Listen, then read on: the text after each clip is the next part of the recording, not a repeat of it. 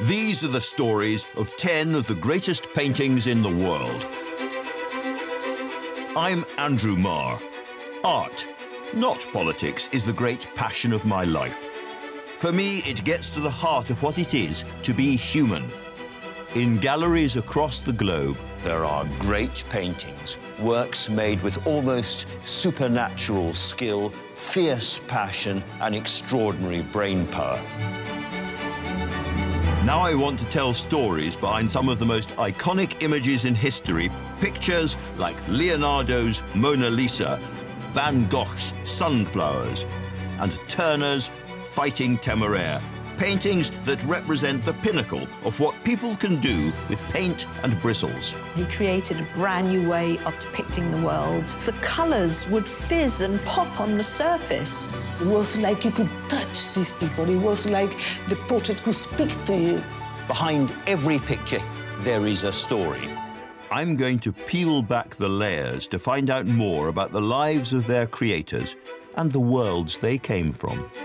There was something about this middle-class Florentine housewife that intrigued him. Why are these the paintings we all know and love?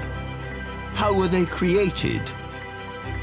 And what makes them the greatest paintings in the world?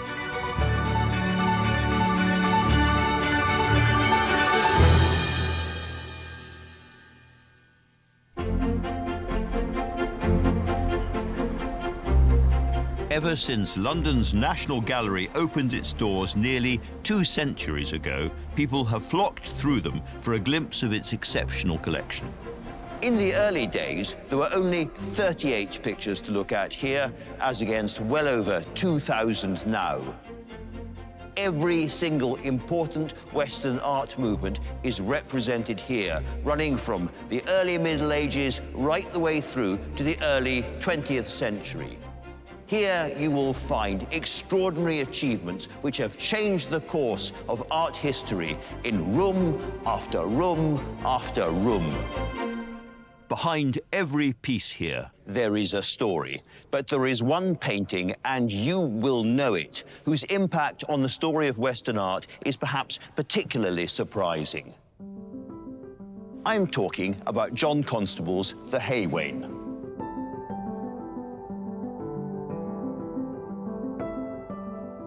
This is, in essence, a very, very simple image of the little pinch of England that Constable knew best. It's the Suffolk-Essex border, the River Stour, and in the middle there is a haywain, a cart which has just delivered its load of hay over here to Flatford Mill, the Constable family business. That's Willie Lott's cottage on the left, a building Constable knew very well and drew and sketched obsessively all his life. In the far distance, you can not only see the harvesters scything and working away, little blobs in the distance working very hard. You can, if you look really carefully, see a second haywain, in this case absolutely laden with hay, and the little boy sitting on top of it. It's almost completely disguised by the trees, but it's there. For such a gentle scene, it's extraordinary how it's imprinted itself on the national psyche. Everything is lapping and moving in a kind of gorgeous, midsummer, golden haze. I think the overarching feeling of this painting is calm and peace. There is a natural order, and all is well with this world. This is most people's ideal of what the serene English countryside should look like. But behind the canvas, there is an unexpected story. It is a story of rebellion, above all, a story of painting and working against the odds, of believing in yourself when nobody else will, and believing also that even in the most remote corners of the countryside, you can do new things so radical and extraordinary, they will spark revolutions a very long way from home.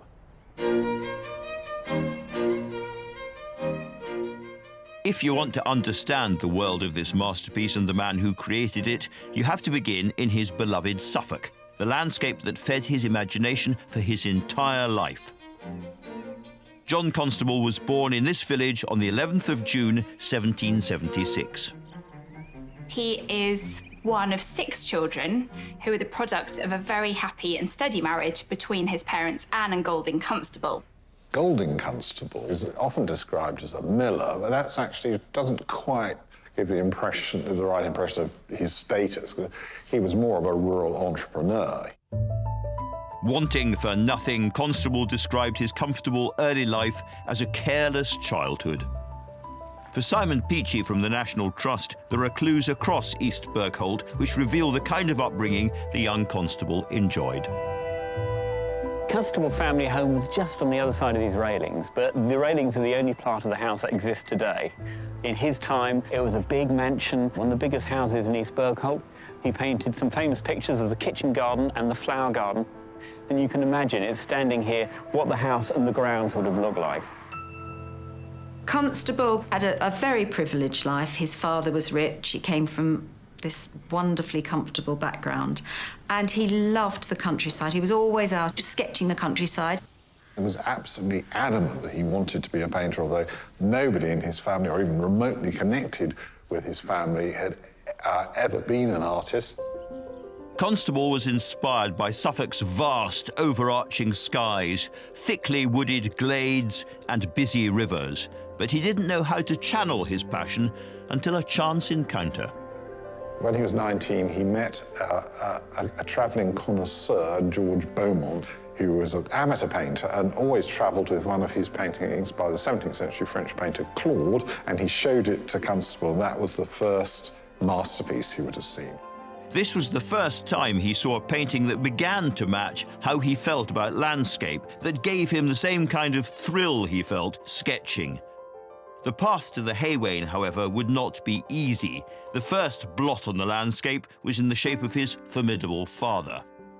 Golding, having made a substantial fortune and set up a very sound business, wanted John to take over the business. And there was a big tussle with his father about that. With great unhappiness, he knuckled under. The only advantage was that running mills meant he became a skilled observer of the weather, a professional eye essential for his art. His determination to be a painter didn't wane, and after 5 long years, he finally got his way. It wasn't until quite late on, 1799, when he was well into his 20s, that he got permission to go to London and start training as an artist. Now 23, he headed for the chaotic hubbub of the capital to study at the Royal Academy. He was given a basic income of £100 to pay for board and lodgings by his reluctant father. That's only £8,000 in today's money. This meagre allowance meant that Constable was doubly desperate for success as an artist. And to achieve that, he first needed to get his landscapes into the great summer exhibition. If you want to be an artist, you have to make it at the Academy. This is a very real competition for money, for patronage, and above all, for reputation. And if you are exhibited in the Academy in what's known as the Great Room, where you will be seen by the great and the good, you know you've made it. But the great and the good barely got a chance to see Constable's paintings, because even the few that were accepted were seen as drearily unfashionable. Constable has set himself a very difficult furrow to plough. At the time, history painting is considered to be the most prestigious. Instead, he's chosen to specialise in landscape, which is seen to be a much more inferior genre.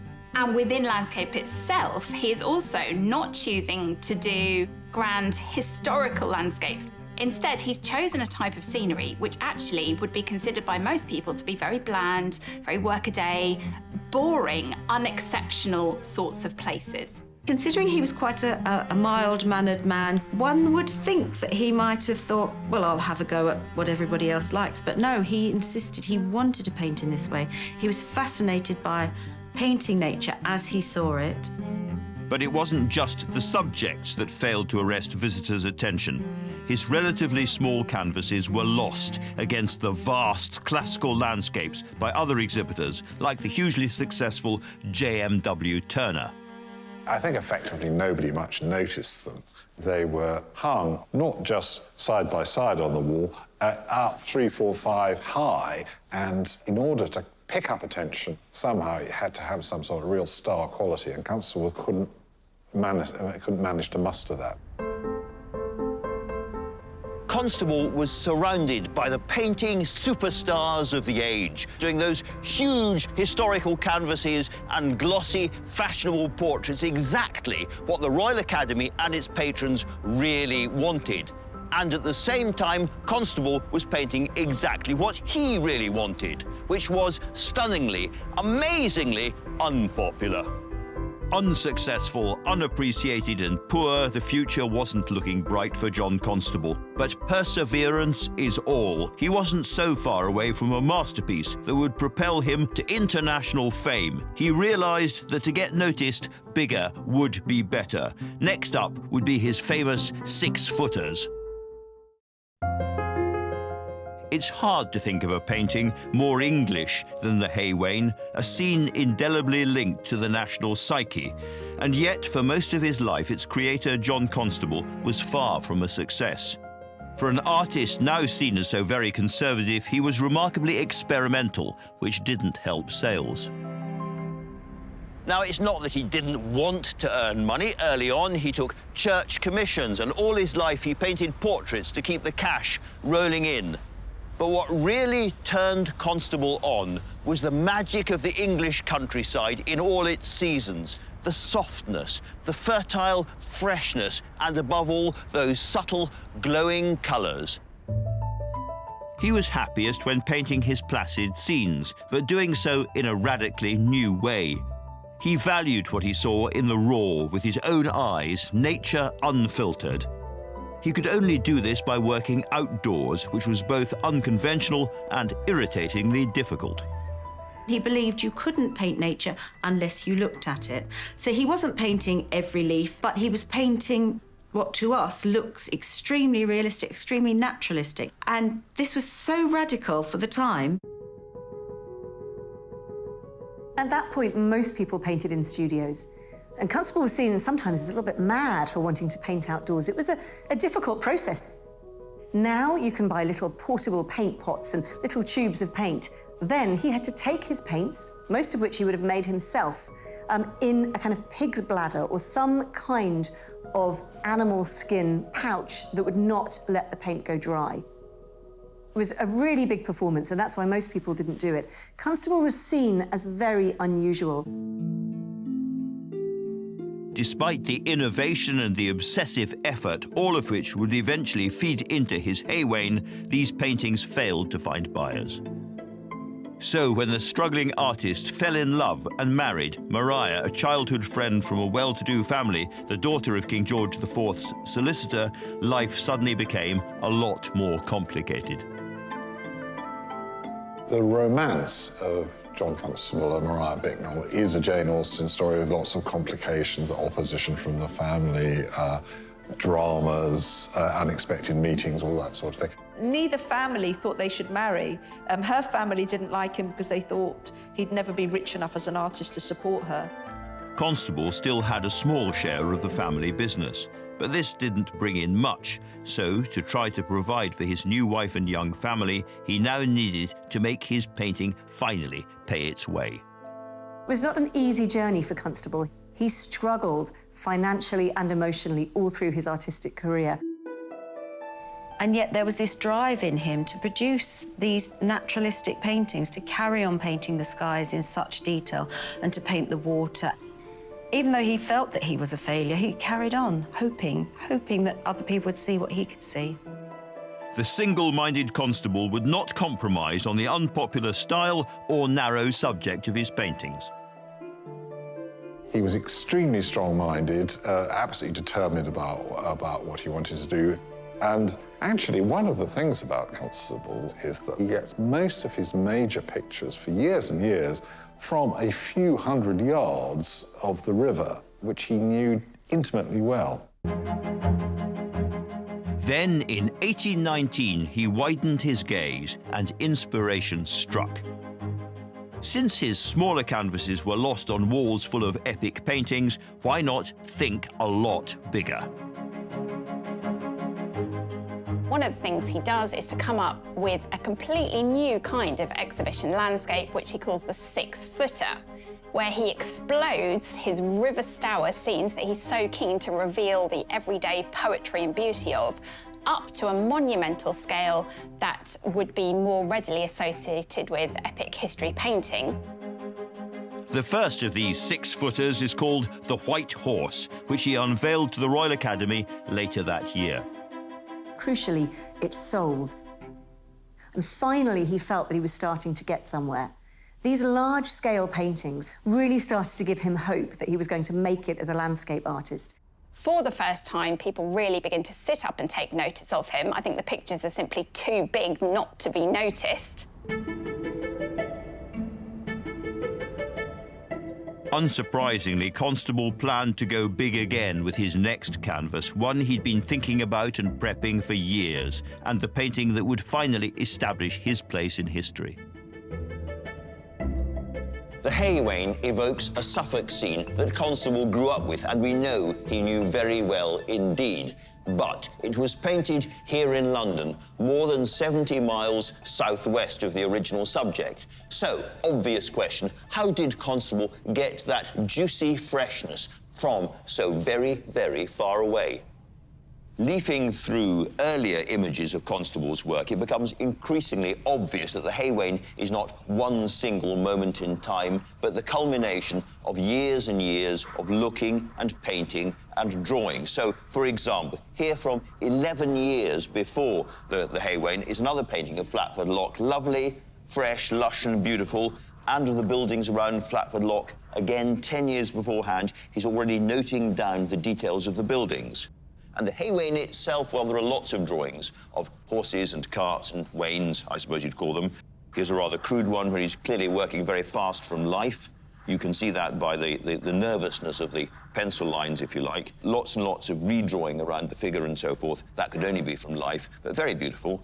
And here, for instance, is a more completed drawing, again of a cart and 2 horses in this case, and he's fascinated by the way the shadows fall around the wheel, the rim of the wheel, the spokes, everything is in great detail. This is a man who is always watching, always noting, and crucially, always remembering. It would take him 2 years to complete after Constable started preparing the Haywain at his London studio in 1819. Maria, however, was struggling with her health, and so a change of scenery and cleaner air were essential in the summer months. London, which was a city of 1 million people with medieval sanitation and primitive infrastructure, heated entirely by coal, was so polluted that you could see a sort of dome-shaped grey cloud hanging over it from 15, 20 miles away. Constable moved his family north to just beside Hampstead Heath to avoid the smog. It may seem surprising to find the home of a man so associated with rural life here, but this part of London, the country in the town, would matter in his struggle to create the Haywain. The current owner of his last address in Hampstead is Christine Pullen. Constable loved the house, but he complained to his friend John Fisher that living here was ruining him because he was paying 4 guineas a week for the house furnished at a time when an artisan family could be housed and fed on £1 a week. So that was an enormous sum, and he had a growing family, and he was not selling many pictures at that time. But there was one definite advantage in paying those bills. This is the backyard of the house, where Constable found a shed containing mops and brooms and buckets and coals, and he cleared the shed out in order to create a small workroom where he could work on his sketches. Here, he was in the middle of the countryside, effectively, then, and he liked the open views of the skies and made a lot of sketches while he was living at 2 Lower Terrace. He called it skying. On the heath, he would spend days with his eyes glued to the skies and clouds, a delighted weatherman. Only 4 years before Constable began making his annual excursions to Hampstead, the first ever book of cloud classifications had been published. This was a text he's thought to have read, as he believed that we see nothing until we truly understand it, and the details of the skies he sketched here would eventually find their way into the Suffolk of the Haywain. Constable was fascinated by the passing clouds and the changing of the light. It's very similar to the skies in East Anglia, and I think that's one of the aspects of Hampstead that attracted him to the area. While Constable was lost in his obsession perfecting the skies for the Haywain, for perhaps the first time there was a good reason for him not to be in Suffolk. The Industrial Revolution was sweeping across Britain. Infrastructure and agriculture were changing fast. The rivers and the mills were now part of a capitalist economy, ripping up the old ways and plunging many rural workers into uncertainty and hunger. The agricultural labourers were leaving their work to go and work in the cities, and then those who were staying to work were finding that agriculture started to become much more mechanised. It was a time of huge inequality, a lot of poverty, and a lot of people who were really eking out a subsistence either from the land or from a very poorly paid job. Less than 4 years before Constable began his Haywain, a sharp hike in the cost of bread led to riots across East Anglia. The poor labourers couldn't afford bread. They weren't earning enough to even pay for bread. The only thing they could do to try and draw attention to themselves and to their families that were starving was to riot and protest. Torched by despairing workers, much of Constable's home patch was now surrounded by the glare of fires. And as he began work on the Haywain, how much of this rebellion would be reflected in it? Absolutely none. This is the art of a Tory idealist, not a social realist. And this, I think, is what's particularly striking about Constable's painting. It is political art.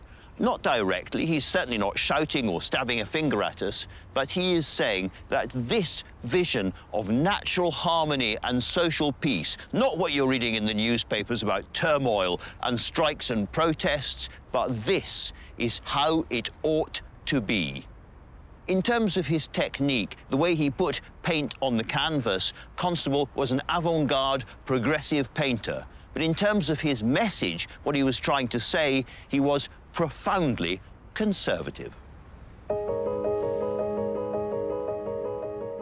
By 1821, preparations for the final canvas were coming together. Now, what I find really exciting is the way that you can follow the progression of the work by sketches and images as it develops. So right at the beginning, you have a very, very loose, very impressionistic picture. This could have been done by Monet or any of the Impressionists in the 1870s, it seems to me. It's very, very loose, very fresh, and I love it. Lots of people love the sketches particularly. And then later on, there's a more worked-up version, which is very clearly the same painting, exactly the same design. The colours are slightly more muted and the paintwork is looser, but he's clearly got in focus exactly what he's going to paint. And then you get the final version. Suddenly the colours bounce out and it's fresh and complete, the final and perfect 6-footer. It was the hauling together of all of these images, the triumphant compilation of a body of work Constable had been at since childhood, which makes this 6-footer such an extraordinary moment. The Haywain isn't just a picture, it is the combination of 40 years of looking and working. It is everything that Constable knew on a single page. He was ready to give the world his masterpiece, but was the world ready to receive it?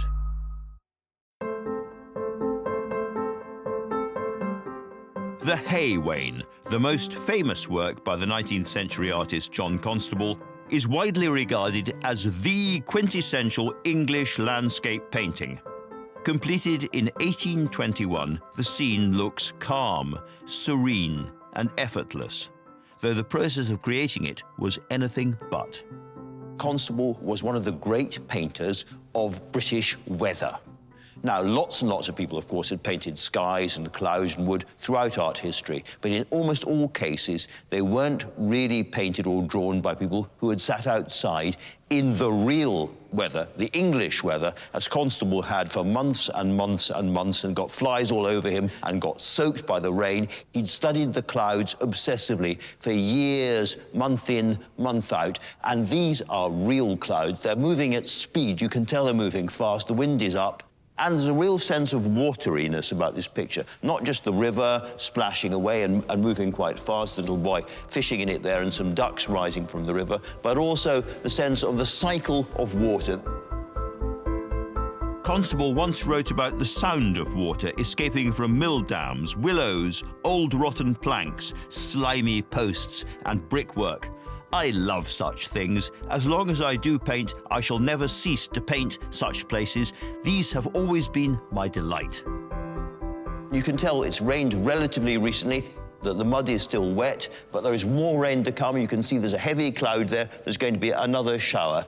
Not a drenching downpour, but just enough to produce that delicate freshness, the juiciness in the English landscape that Constable always thought should be there. He submitted it to the Royal Academy Summer Exhibition of 1821.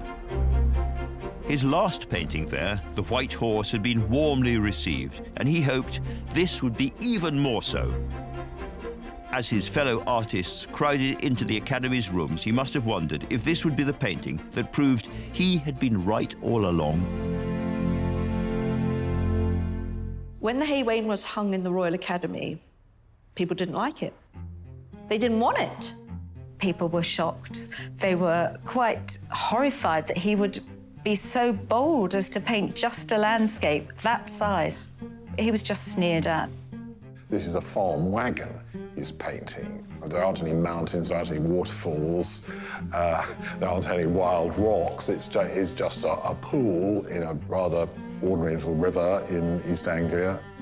One of the things they find problematic is what they call Constable's snow or piebald scumbling, the little dashes and brushstrokes of white pigment, which he liberally adds as the final layer of finish to a picture to capture what he describes as the elusive quality of sparkle in nature. But during the 19th century, people could not read those dabs of paint as anything other than dabs of paint. They couldn't see them for the visual metaphor they were meant to be, only as a very sort of troubling interruption on the surface of the picture. But I think his biggest problem is simply a lack of interest in what he's doing. This was nearly a dreary disaster for Constable, except that there was one crucial visitor who could see its genius clearly.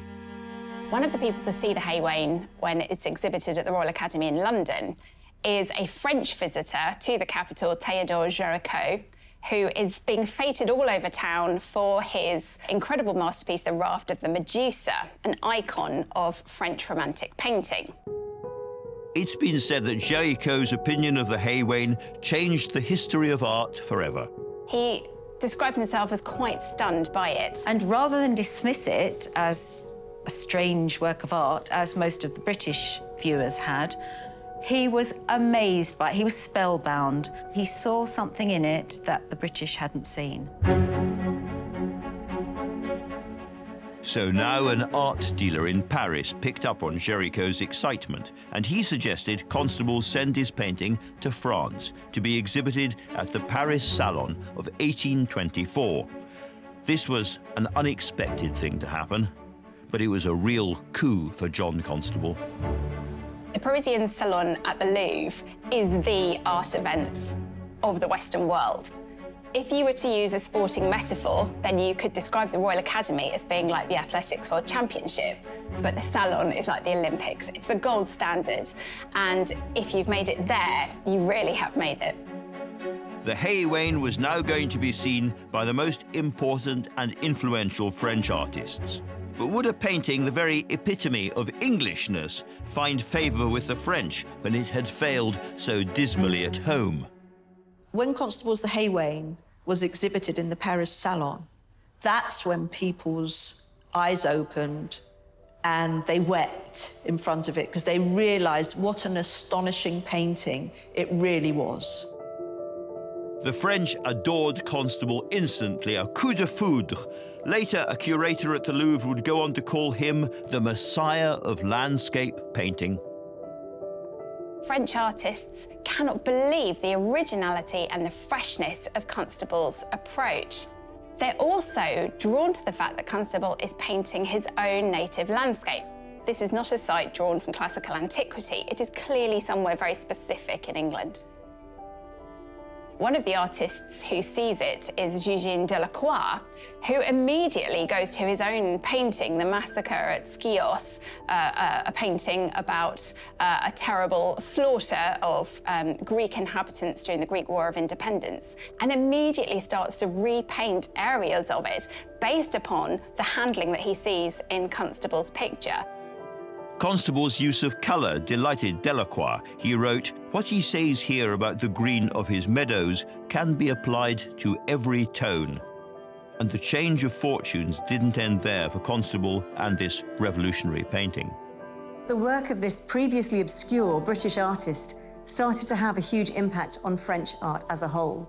From Delacroix, we go very quickly on to artists in his circle who begin to paint landscapes of the French countryside a la Constable, with sort of Haywain-esque tumble-down cottages beside a pond. Constable's impact was seismic. His devotion to capturing a moment in nature through immersing himself in the outdoors inspired Paris. Here, in Constable's skies and sweet rural fields, was the groundwork for Impressionism. Meanwhile, radicals like Rousseau, Millais and Manet would soon be seeking out Constable's canvases for themselves. Constable's Haywain didn't just overturn the French art scene, it also transformed his own fortunes. Constable now sold more paintings in France than he'd managed during his entire career in Britain. That meant enough French francs rolling in to save Constable's bacon. But there is something quite extraordinary about this, is there not? There is John Constable, the ultimate patriotic, conservative image maker of rural England, and it's Paris that saves him. Thank God for the French. Great art is always rooted somewhere, but it is never limited by flags and national borders. But fame and fortune across the Channel was of little interest to Constable. He said, "I would rather be a poor man in England than a rich man abroad." And so when he was invited to France to be awarded a royal honour by the king himself, his response shouldn't have been a surprise. He was given a gold medal, which would have been presented by Charles X, but Constable flatly refused to travel to Paris to receive it in person. In fact, never left Britain. The furthest he ever went was the Lake District, and that was on the sort of outside edge of what Constable regarded as possible. Despite this profound distaste for travel, Constable's prospects were definitely improving. But just 4 years after being celebrated as England's most innovative painter at the Paris Salon, disaster struck. His beloved wife, Maria, fell gravely ill. She probably had tuberculosis and had always been delicate, but also her fate, as was the fate of an awful lot of middle-class Regency wives, was almost incessant pregnancy. She had 7 children and 2 miscarriages in about a decade, and that obviously had a seriously bad effect on her health. Maria died shortly after the birth of her 7th child, and Constable was totally devastated. The face of the world had changed for him, he wrote in a letter to his brother. He wore mourning for the rest of his life, and he never really got over her demise. Constable was overwhelmed by melancholy. His first major and much dreamed of triumph as an artist was now overshadowed by domestic disaster. How would he possibly survive these blows?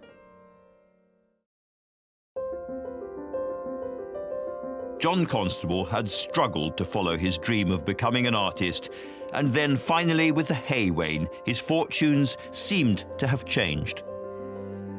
After more than 2 decades of finding his art almost entirely unappreciated or rejected, by the 1820s, John Constable was enjoying a period of unanticipated artistic success.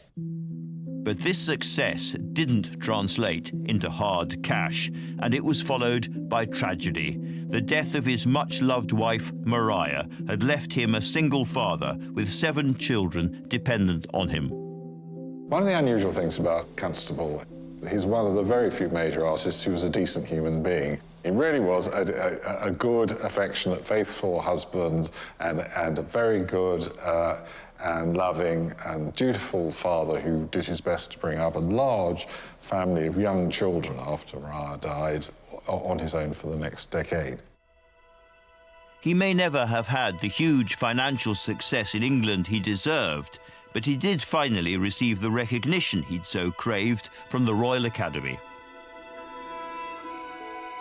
Constable is finally made a Royal Academician in 1829, over a quarter of a century after his rival Turner, for example. It's a very bittersweet occasion for him. Finally, he's got this professional endorsement he's worked so hard all his life to achieve, but it comes too late in order to be able to share it with his love. And another, I think, greater accolade was to follow. When he was 56, the widowed Constable was on board a horse and carriage heading back to London from Suffolk. He saw the countryside that he loved, and he just mentioned to his fellow passengers, "Oh, isn't it beautiful?" And a gentleman sitting near him on the carriage said, "But of course, it's Constable country." And you just have to imagine the poor man had been so melancholy, so depressed. It must have given him such a boost. He was delighted to know that he'd actually made a mark on people's psyches and people's attitudes towards what he loved as well. John Constable died in 1837, and for such a devoted family man, it's fitting that he left most of his work to his daughter. She, in turn, bequeathed the paintings and sketches to the nation. They went on display in 1888 at the National Gallery, and that is when something quite extraordinary happened. For the first time, people see his en plein air sketches. These very fresh, simple, beautiful studies made out of doors. And because of later movements like Impressionism, they now can judge these things and realise the value and the originality and innovations that Constable had brought to them. And Constable, in some ways, gets reinvented with definitely a sense of patriotic pride that actually here was Constable, the British artist, doing it a good 50 years before the French. People flocked to see them because it was a sense of nostalgia. And also it was a bit of peace from the noise and the hubbub of city life. You know, they could lose themselves in the landscape, in nature. And the biggest draw, obviously, was the Haywain. It became instantly popular. It suddenly seemed to be a symbol of Britain in the British countryside. And in fact, it was so popular that by the 1890s, Thomas Cook had started to organise tourist visits to Constable country so that people could see where the Haywain was set. You've got to remember that sort of in the 19th century, there were new trains taking people on trips around England. People wanted to go to Constable country.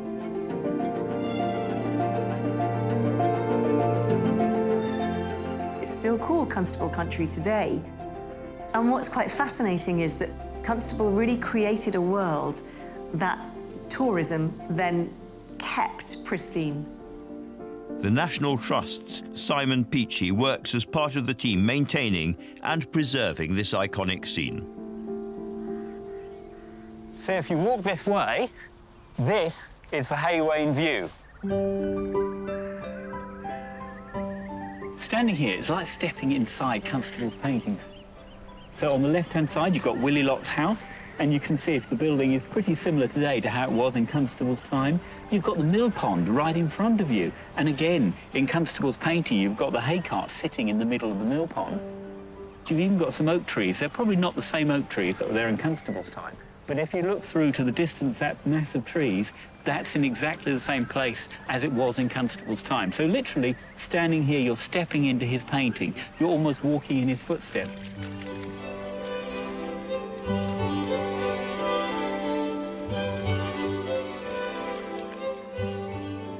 Every year, 250,000 people come to admire the prospect that inspired Constable's Haywain all those years ago. We like to say to visitors that we've got the original of the Haywain, and the National Gallery has got the copy that was done by John Constable. The landscape Constable painted is now an important part of the history of British art. But it's more than that. It's ingrained in our lives.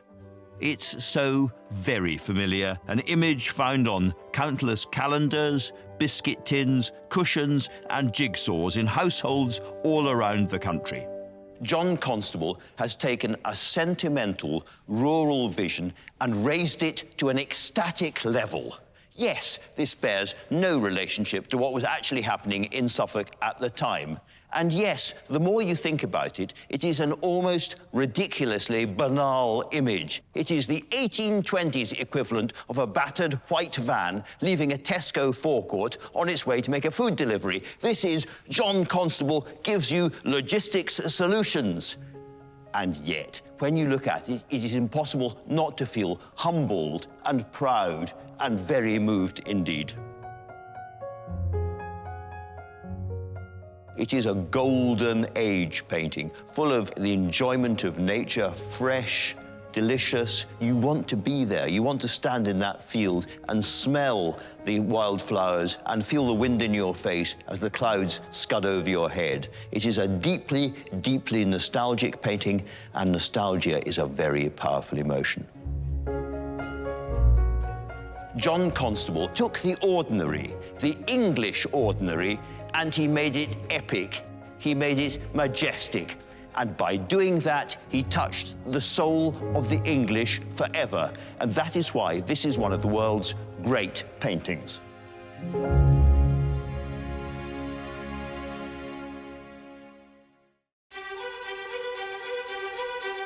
Next time, an image that stirred passion and anger for nearly 400 years.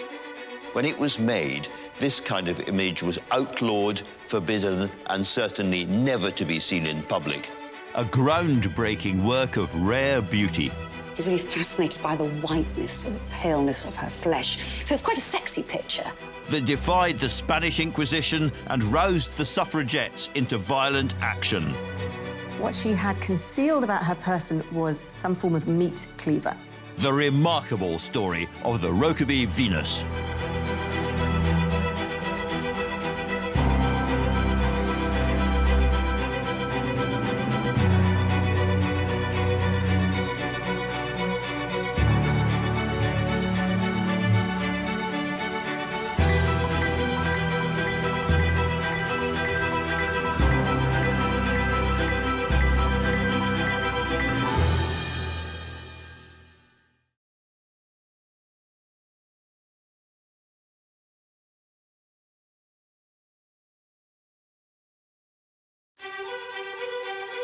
These are the stories of 10 of the greatest paintings in the world.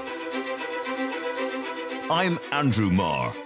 Art, not politics, is the great passion of my life. For me, it gets to the heart of what it is to be human. In galleries across the globe, there are great paintings, works made with almost supernatural skill, fierce passion, and extraordinary brain power.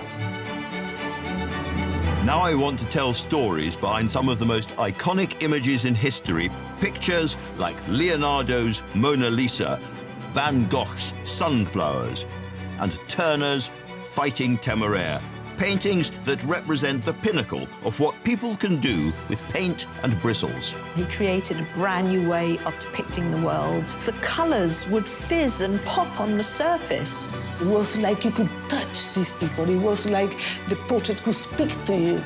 Behind every picture, there is a story. I'm going to peel back the layers to find out more about the lives of their creators and the worlds they came from. There was something about this middle-class Florentine housewife that intrigued him. Why are these the paintings we all know and love? How were they created? And what makes them the greatest paintings in the world?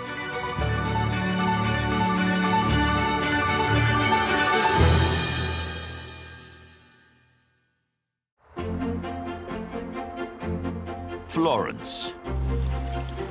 Home to one of the oldest art galleries in the world, the Uffizi.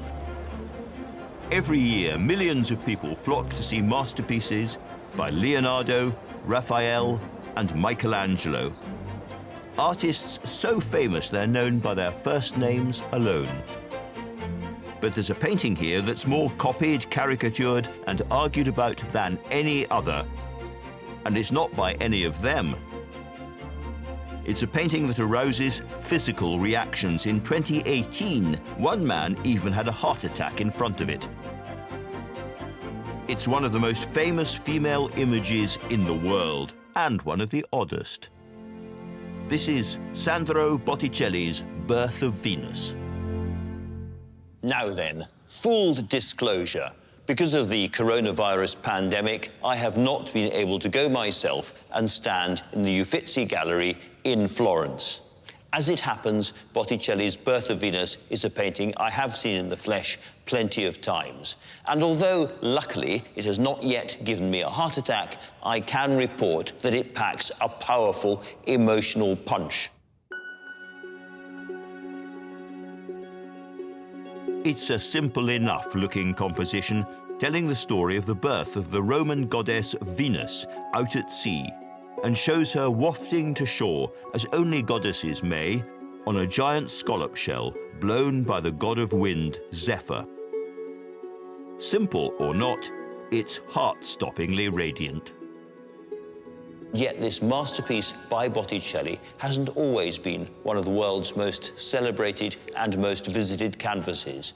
In fact, surprisingly, for more than 300 years, it was effectively packed away.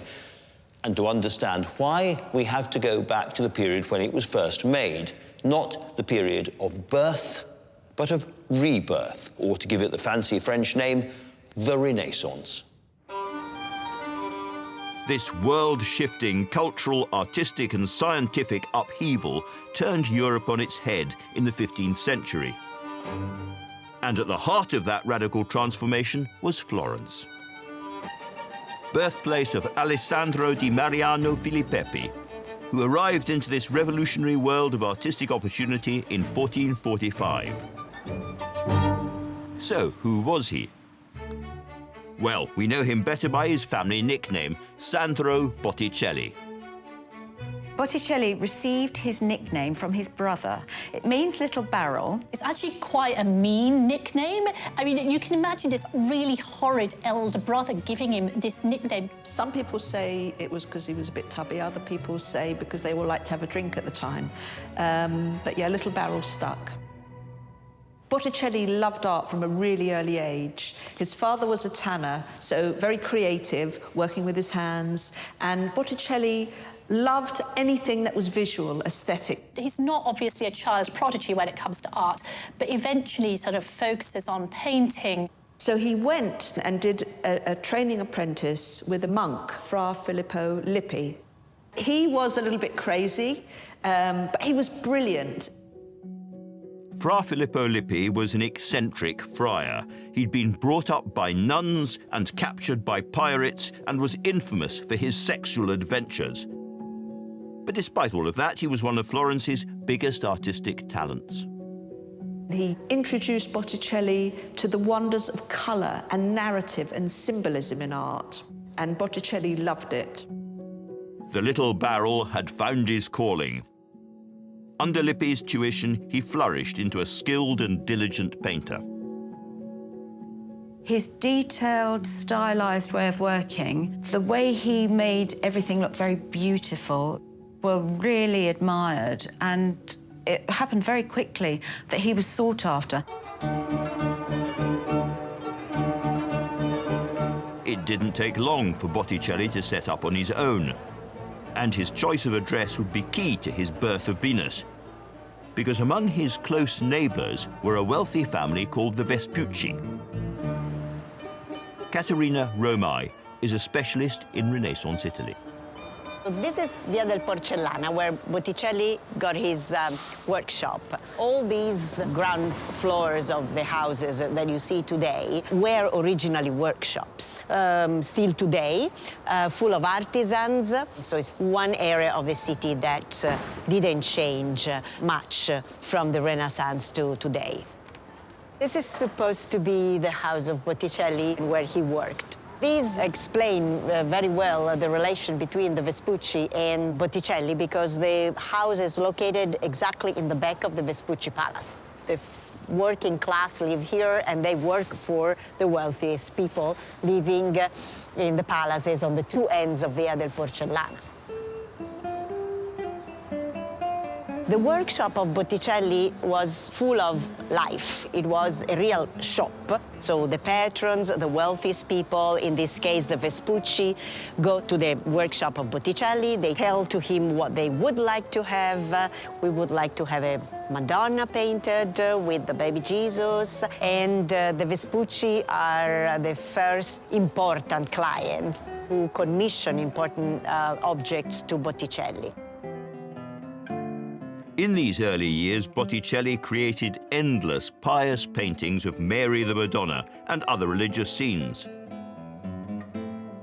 But although strictly Catholic in nature, his art couldn't help but be influenced by the world going past his window. Here in the National Gallery in London is one of his many Adoration of the Kings, painted when Botticelli was in his 20s. For me, this is an almost perfect summation of what Florentine society was like during Botticelli's lifetime. It is first and foremost a Christian religious society, and there is the Virgin Mary with the Christ child at the absolute center of the painting. But in front of them, there is a great swirling crowd of absolutely up-to-the-minute, spiffy, modern, very fashionable Florentines. They're there in their extraordinary hats, bright red tights, the velvet hose, the doublets. It's a very, very fashionable, highly materialistic, modern society. But what is hanging over all of them? The arches and the pillars of the ancient world, classical, pagan Greece and Rome. This is a vibrant, materialistic, modern society, but always, always in the shadow of the pagans. For Botticelli, it would be the meeting of these two worlds, his closest neighbours and the mythology of ancient Italy, that would prompt him to create the most important and daring work of his entire career, his astonishing Birth of Venus. Sandro Botticelli's Birth of Venus is among the most instantly recognisable masterpieces to come out of Renaissance Florence. This figure has become a universal visual shorthand for beauty, but there's more to Botticelli's goddess than meets the eye. There is a face in Botticelli's art very, very similar to his Venus, which appears again and again. This is a very good example, his Venus and Mars of 1485, and here she is with her long hair and her absolutely unmistakable face. Who the devil was she? Well, remarkably, extraordinarily, we think we know. In Florence, she was an immigrant from faraway Genoa, and her name was Simonetta. So how did beautiful Simonetta come into the life of Botticelli, the little barrel? Well, his whole life, Botticelli lived and worked within just a few streets in the Santa Maria Novella district of Florence, cheek by jowl with his neighbours, the Vespucci. And it was a son of the family, Marco, who brought the 15-year-old girl with the haunting face onto the streets of Renaissance Florence. Marco married Simonetta Cataneo, who's from a very influential family in Genoa, and she comes to Florence in about 1468. It wasn't all that common for Florentine families to marry out of the city. She was something of a novelty, this person who nobody knew already turning up, and she evidently becomes this kind of famous beauty within the city. She became a massive celebrity. Everyone wanted to see her, wanted to look at her. She was described as the most beautiful woman in Florence. Their jaws dropped, their eyes popped out of their heads. It was almost, you know, cartoon-like. Why was she so appealing? She was so beautiful. It was as if a teenage Marilyn Monroe had moved in next door to Andy Warhol. But though Botticelli would seize Simonetta's image for his most famous painting, it would take the intervention of an even more powerful family than the Vespucci to tie their fates together. A family so famous and so rich they're built into the very fabric of Florence. The Medici. I would describe the Medici as the leading oligarchs of Florence. They're bankers to the popes, and they do so well in Florentine politics that they essentially become the rulers of the city. The Medici ruled Florence for 60 years, from effectively 1434 until 1494. So we have something quite unique at this point. We have a family who were bankers. They're not princes, they're not warriors. They've not come to power through the force of arms. Whatever you say about them, they definitely believed in Florence and Florence's greatness. The only way to make it big in this great city was to grab the Medici's attention, attract that, and Botticelli would, like the florin itself, be minted. His chance came when he was commissioned to paint a nativity, or adoration of the baby Jesus, by another family equally keen to curry favour with the rulers of Florence. Botticelli paints an adoration for the Del Lama family. And this is a really interesting commission. Now, it's quite common in this period that you put in little figures into these religious paintings to represent the donors. But Botticelli goes a lot further than that. The kings who are bringing gold and frankincense and myrrh are actually figures from the Medici family. But it isn't directly a Medici commission. Clearly, however, somebody wants to sort of suck up to the leading oligarchs of Florence. The somebodies who are buttering up the Medici are also in the composition, both looking directly out at the viewer. Gaspare del Lama is pointing at himself as if in answer to the question, who paid for this? And below him, standing proud, is Botticelli. This self-portrait is one of the only pictures of Botticelli we have today. But his smart, calculated depiction of the Medici as the three wise men certainly got him noticed.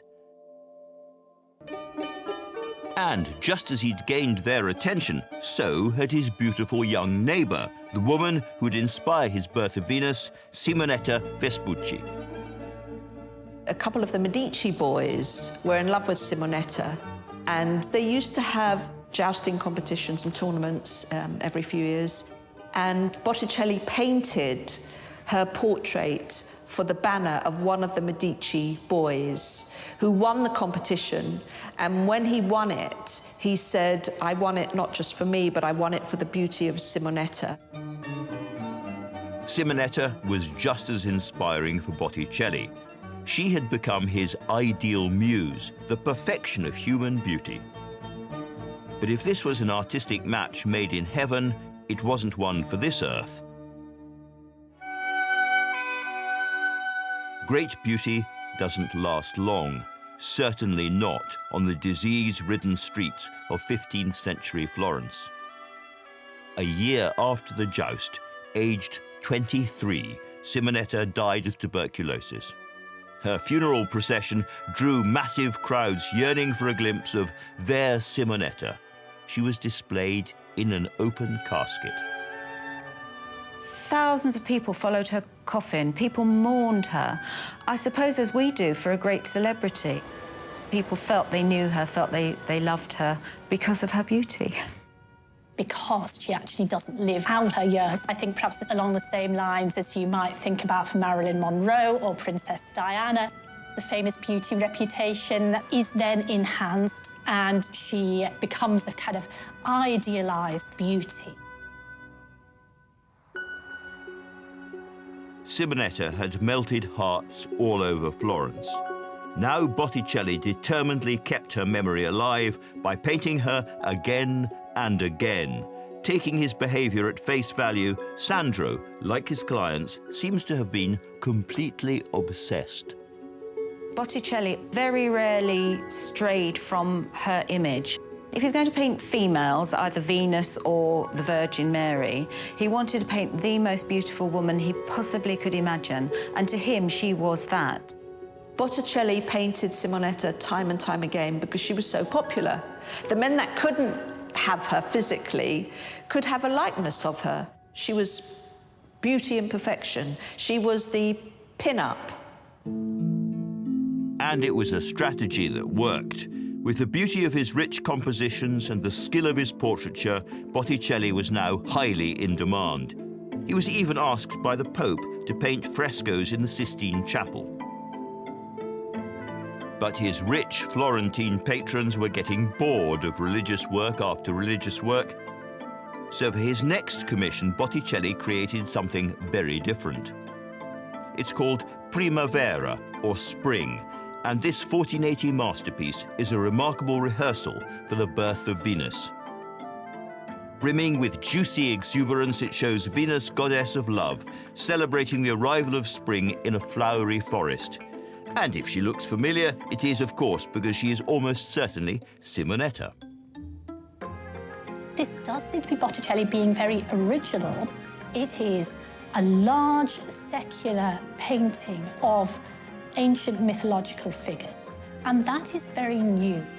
Primavera was a radical departure for Italian art.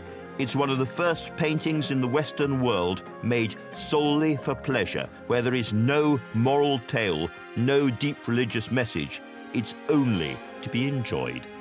I mean, this is a very expensive commission as well in terms of the materials that are being used. There is gold in there, there is azurite, and there's also a phenomenal attention to detail. I think there are about 130 specified types of flower scattered across that garden in the Primavera, which is quite extraordinary. Who commissioned it has been much debated, but what we do know is that this decadent mythical scene was eventually displayed in the bedroom of Lorenzo de' Medici.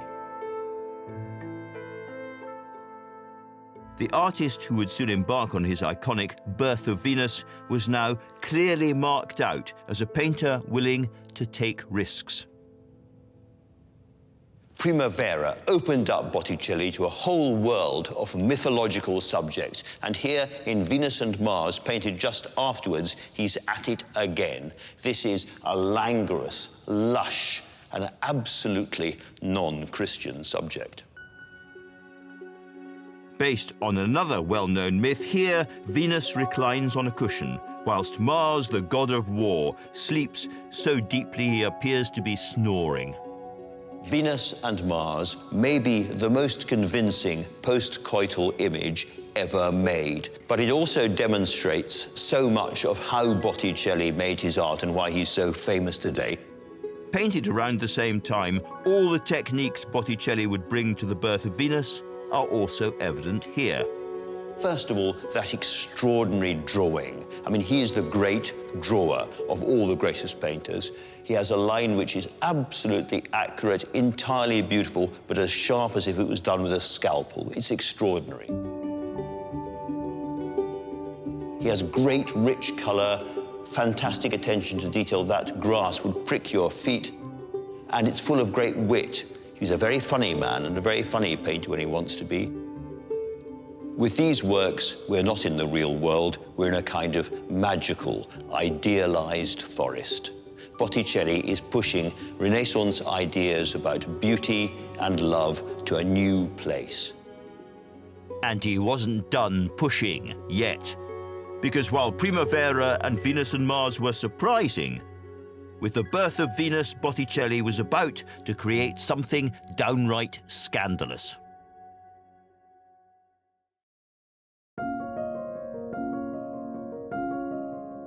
The Birth of Venus is one of the most recognizable paintings in the world. Starring Florentine beauty Simonetta Vespucci, these days it's seen as a pretty conventional masterpiece of Renaissance art. But when it was painted by Sandro Botticelli in the late 15th century, it was completely revolutionary.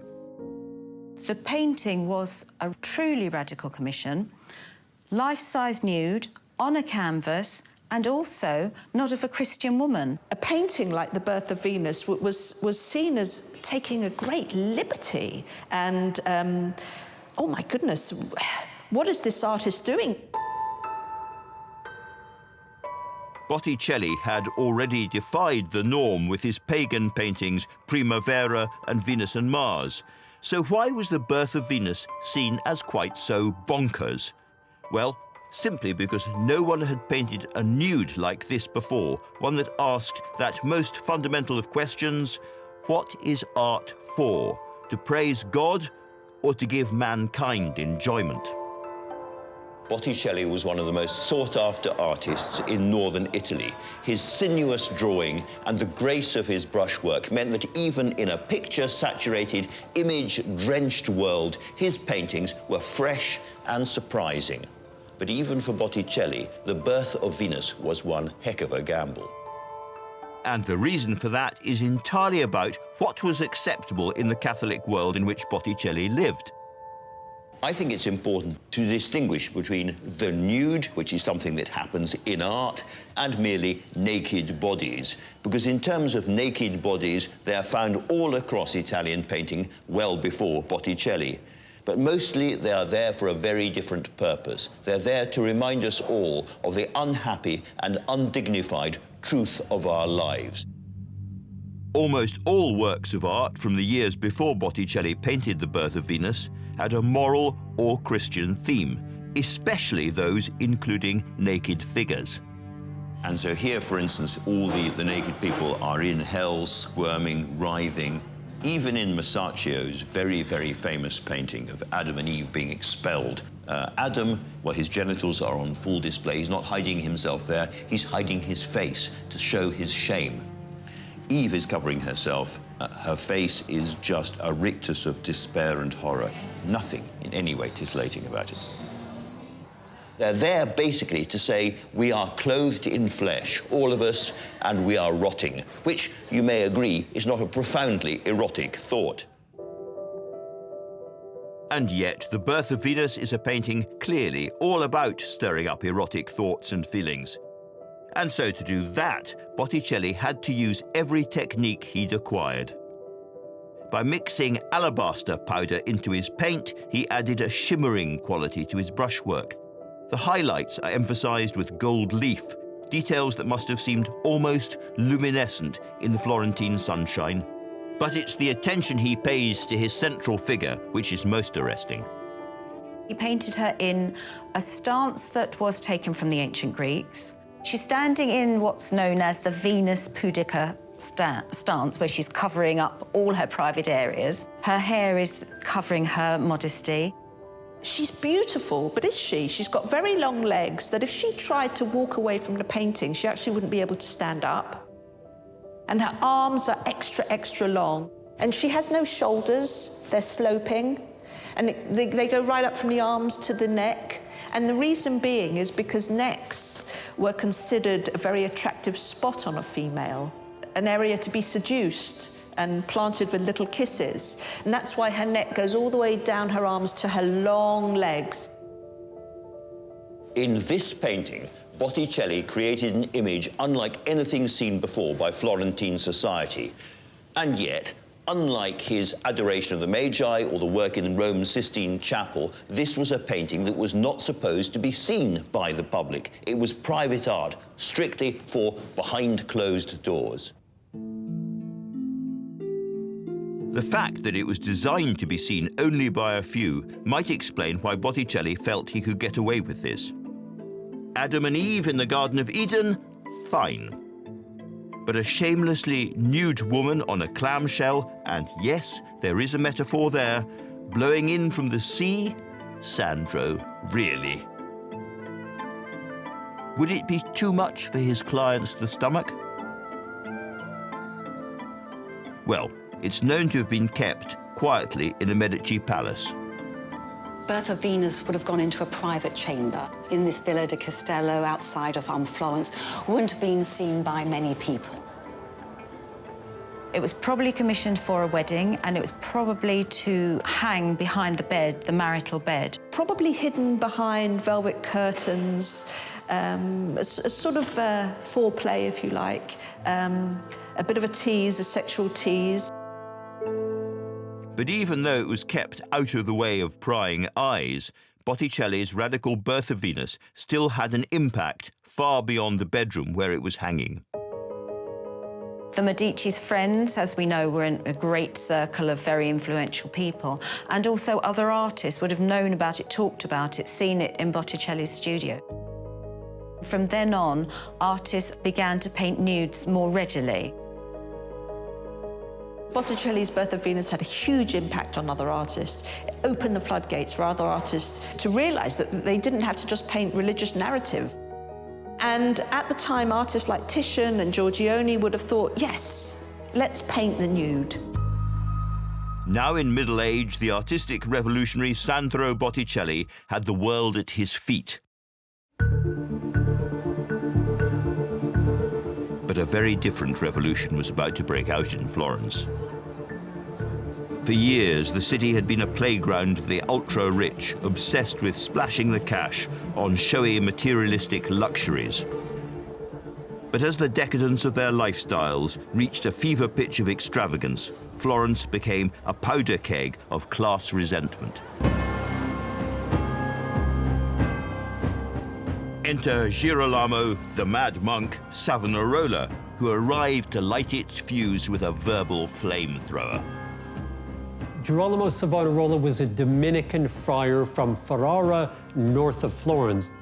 He was a mesmeric preacher. He was really a fire-breathing fundamentalist who was preaching for a reform of the church. He is quite concerned for the moral welfare of the city, and he has a lot to say about that. The church was corrupt, the political institutions of Florence were corrupt, and he wanted both of them to be reformed. He disapproves of gambling, he disapproves of card playing, he disapproves of sodomy, he disapproves of all sorts of, women wearing too much makeup, certainly sex outside marriage, all these bad things that Florence is doing which can only get the city into trouble. Savonarola was not opposed to all art. He believed art had a purpose within Christianity, but he believed that art was devotional. What he did not want to have on the walls of churches were images of the Virgin Mary in which she looked, as he said, like a harlot. He doesn't like all this pagan art, as he calls it, the art that draws on classical myths, whether that is poetry or whether it's visual art. The preacher's hellfire sermons cast a spell over everyone who listened to them. We do know that Botticelli seems to have stepped back from a lot of his artwork under Savonarola and to have been something of a supporter. Botticelli was mesmerized by him and completely believed his message about reform and about the decadence of art. And no painting would have looked more decadent than his own Birth of Venus. Maria Antonia Rinaldi is a Florentine expert in the years of Savonarola's domination. This square, at the time of Savonarola and Botticelli, around 1497, 1498, was the witness, we can say, of quite incredible events. The preaching of Savonarola became more effective over the people of Florence. Objects that he considered sinful were banished from the town.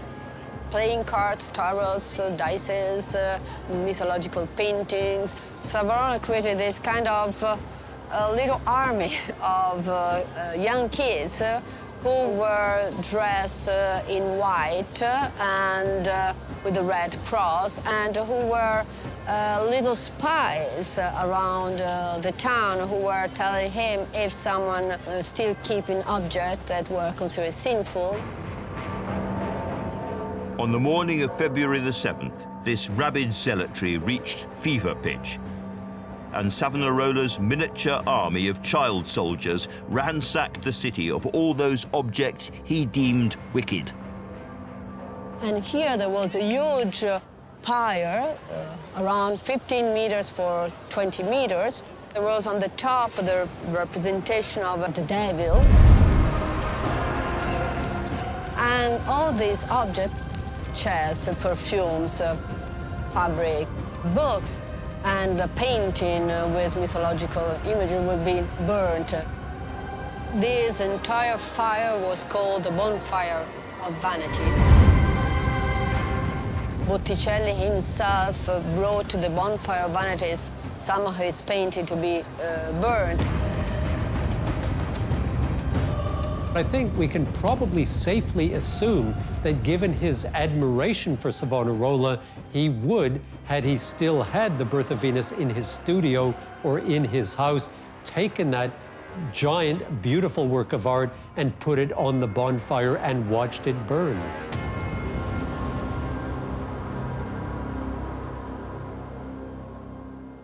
The master of the beautiful nude was hypnotized.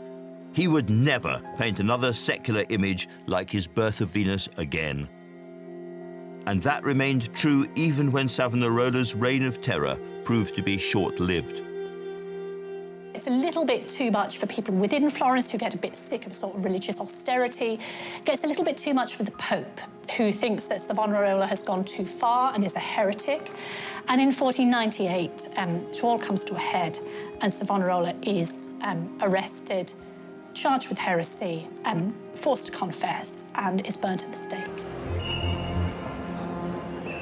And exactly here we have the plaque commemorating the spot where in 1498 Girolamo Savonarola was hanged and burnt, a little bit more than 1 year after his bonfire of vanity.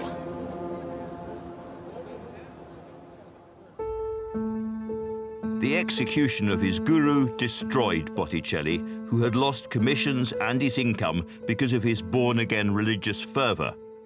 His world slowly caved in on itself. He goes back to working in what often seems rather old-fashioned style, and he's quite rapidly eclipsed by artists working in a new style. People like Raphael, like Leonardo da Vinci, and a little bit later on, Michelangelo. The last decade of Botticelli's life simply ebbed away. He'd been surrounded by the whole of the Medici court. He'd been feted as the greatest artist. But by the time he died, he was crippled, he was poor, he lost popularity.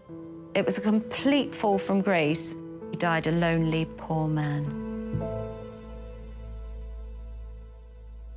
Botticelli's death was a sad end for the man who'd been one of the brightest stars of the early Renaissance.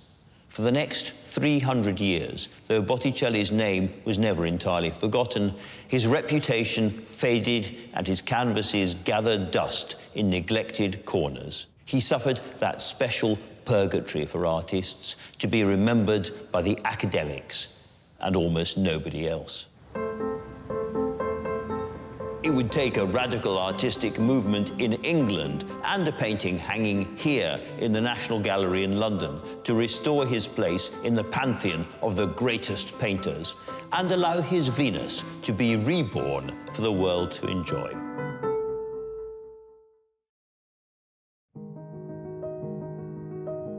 After Botticelli died a forgotten pauper in 1510, his astonishing, magical Birth of Venus was quickly forgotten, seemingly lost to the world forever.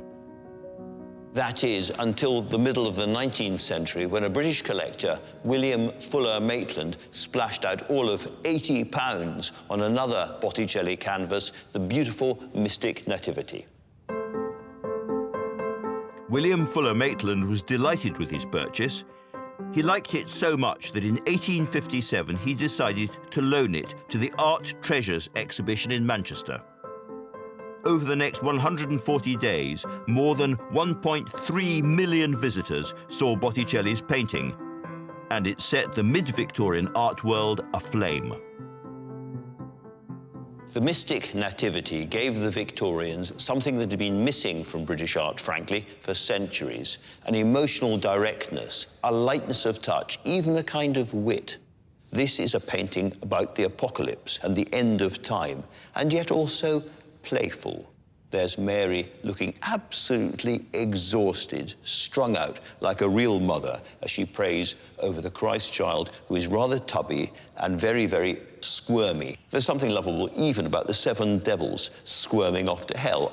It's human and direct and simple and fresh.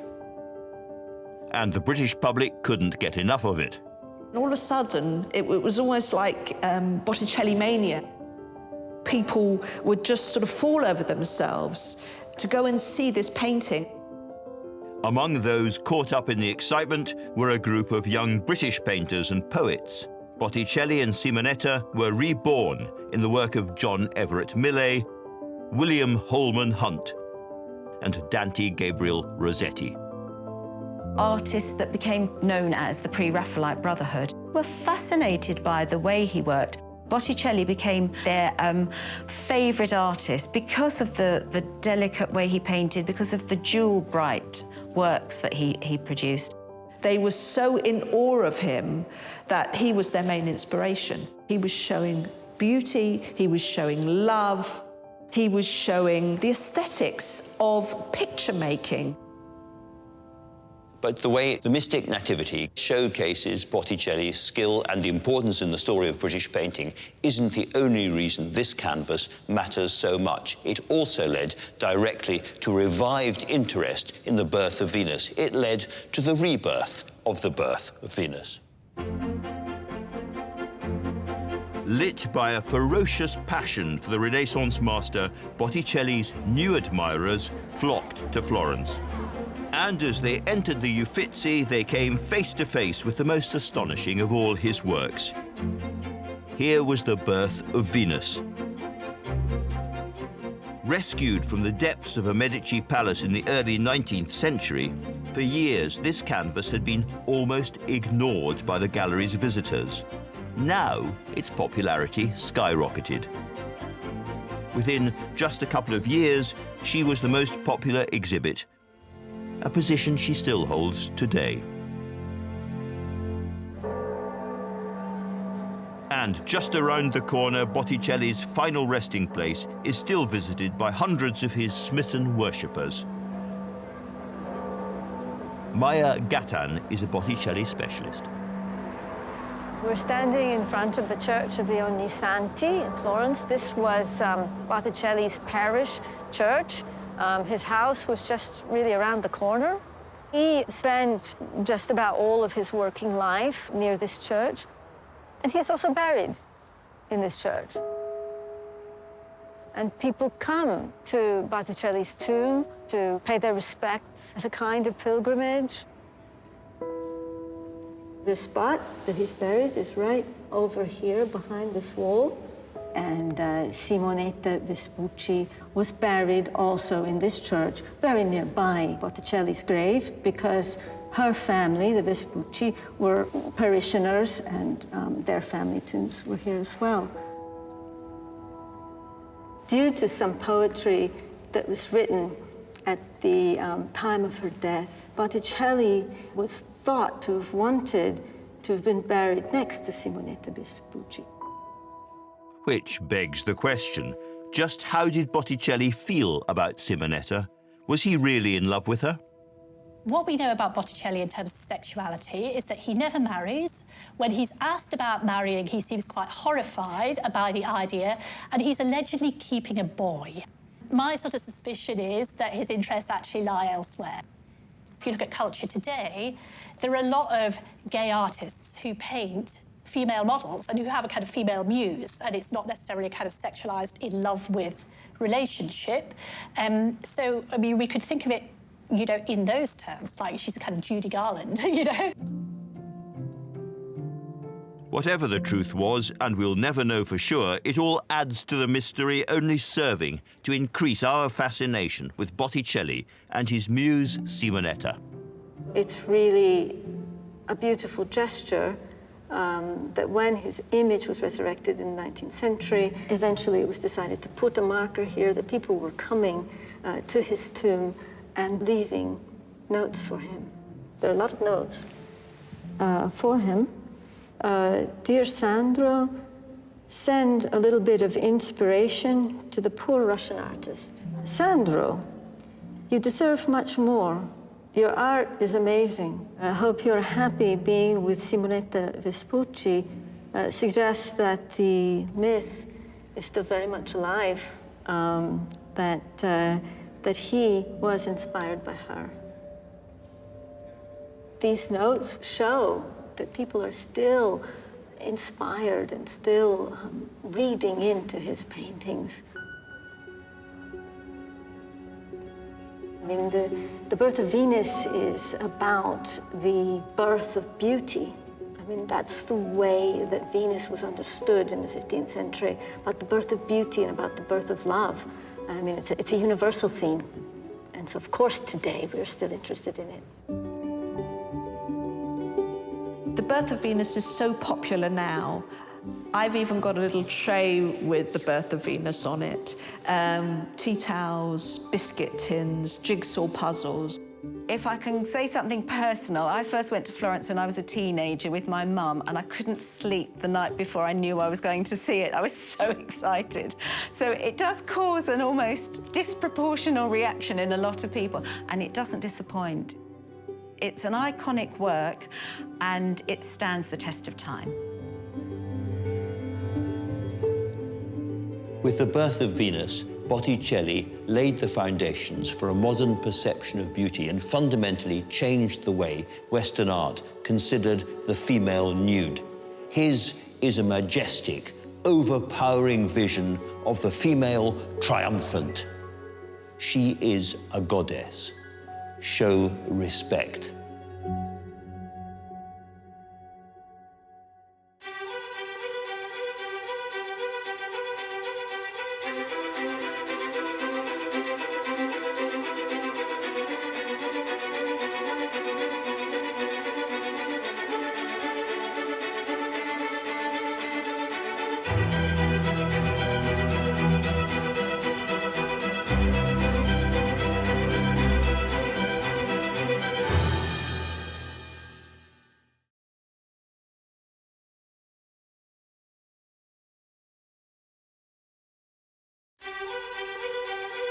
These are the stories of 10 of the greatest paintings in the world. I'm Andrew Marr. Art, not politics, is the great passion of my life. For me, it gets to the heart of what it is to be human. In galleries across the globe, there are great paintings, works made with almost supernatural skill, fierce passion, and extraordinary brain power. Now I want to tell stories behind some of the most iconic images in history, pictures like Leonardo's Mona Lisa, Van Gogh's Sunflowers, and Turner's Fighting Temeraire, paintings that represent the pinnacle of what people can do with paint and bristles. He created a brand new way of depicting the world. The colours would fizz and pop on the surface. It was like you could touch these people. It was like the portrait could speak to you. Behind every picture, there is a story. I'm going to peel back the layers to find out more about the lives of their creators and the worlds they came from. There was something about this middle-class Florentine housewife that intrigued him. Why are these the paintings we all know and love? How were they created? And what makes them the greatest paintings in the world?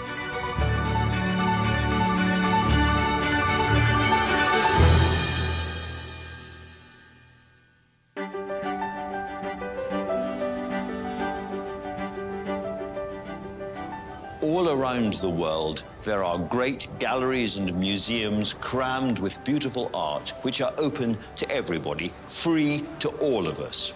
Sometimes that's because of an act of national determination, sometimes it's because of an individual bequest or legacy. When this one, Tate Britain, opened its doors first in 1897, it was the gift to the British of a Liverpool sugar merchant. Sir Henry Tate's great thing was sugar cubes, but his other great thing was British art, and he wanted to share his obsessive love of it with the rest of us. Tate began this gallery with 65 of his own fine and memorable paintings, and at the heart of that collection there was one particularly special piece. It's been famous since before the gallery was built, and it's still its most popular picture. The Victorians loved it, and so do we. It is luscious, gorgeous to look at, but this is not a pretty story. It's a young, disturbed woman's suicide by drowning. I'm talking, of course, about John Everett Millais' Ophelia. You'd need to be a cold fish not to be moved. Simultaneously beautiful and deeply shocking, Ophelia is the crowning achievement of one of the most skilled and ambitious painters of Victorian Britain. Millais was considered an absolute genius with a paintbrush. He could do almost anything. Flowers fresh, flowers drenched and drowning.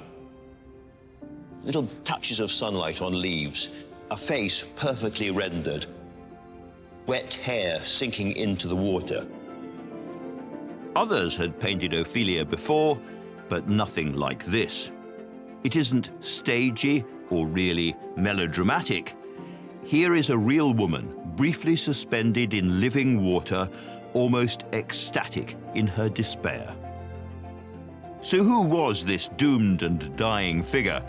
How was Ophelia captured on canvas, and why does this image still hold such an important place in one of the greatest art collections in the world?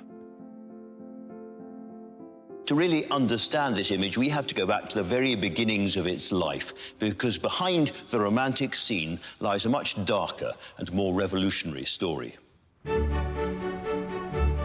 It's a tale of a major artistic rebellion, of ruthless ambition and Victorian macabre.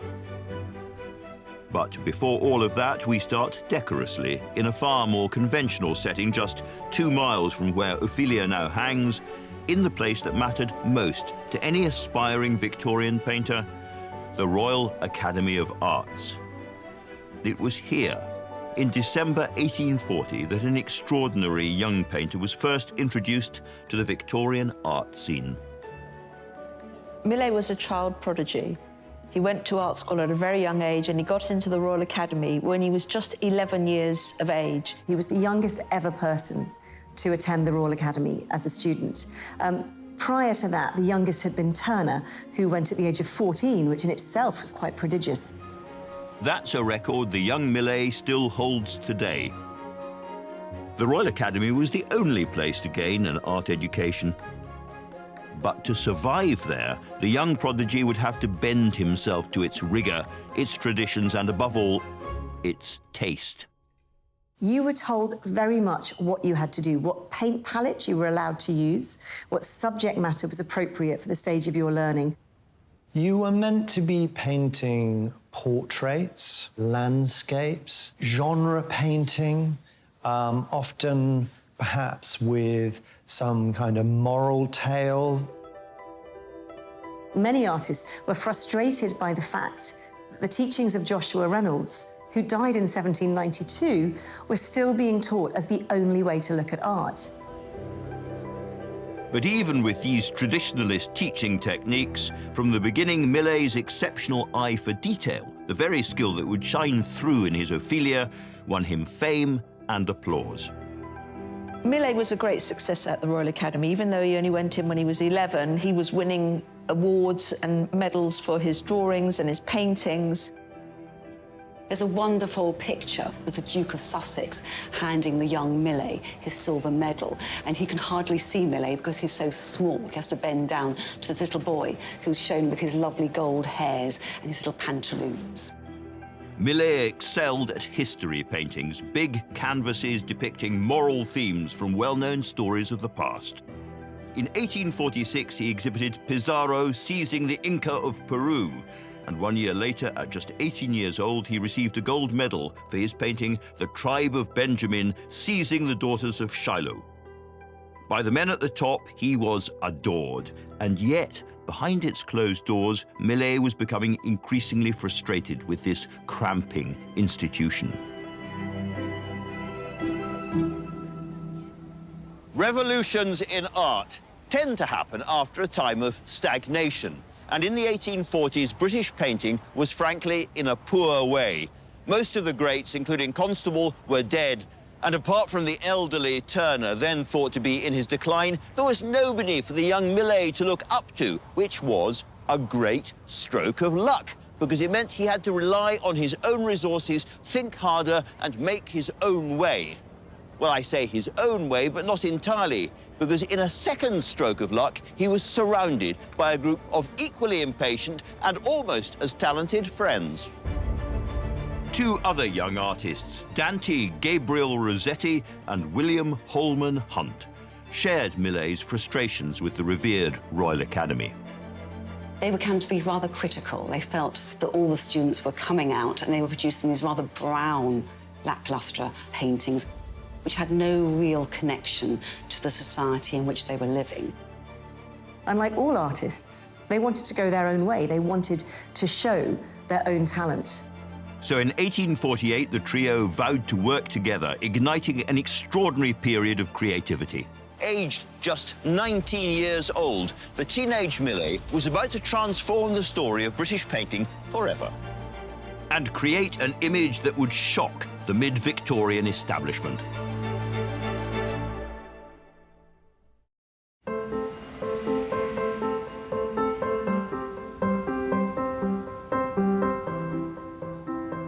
John Everett Millais' Ophelia is one of the oldest and most popular pieces in Tate Britain's collection. This painting is so photoreal, so throbbing with vivid, lush colour, that it's hard to remember it owes nothing at all to any camera or lens, but was painted meticulously by hand in the depths of Victorian London more than 150 years ago. It packs an immediate punch. It looks different because it was meant to look different. It was the product of an artistic plot or conspiracy, if you like, that shook the Victorian art world.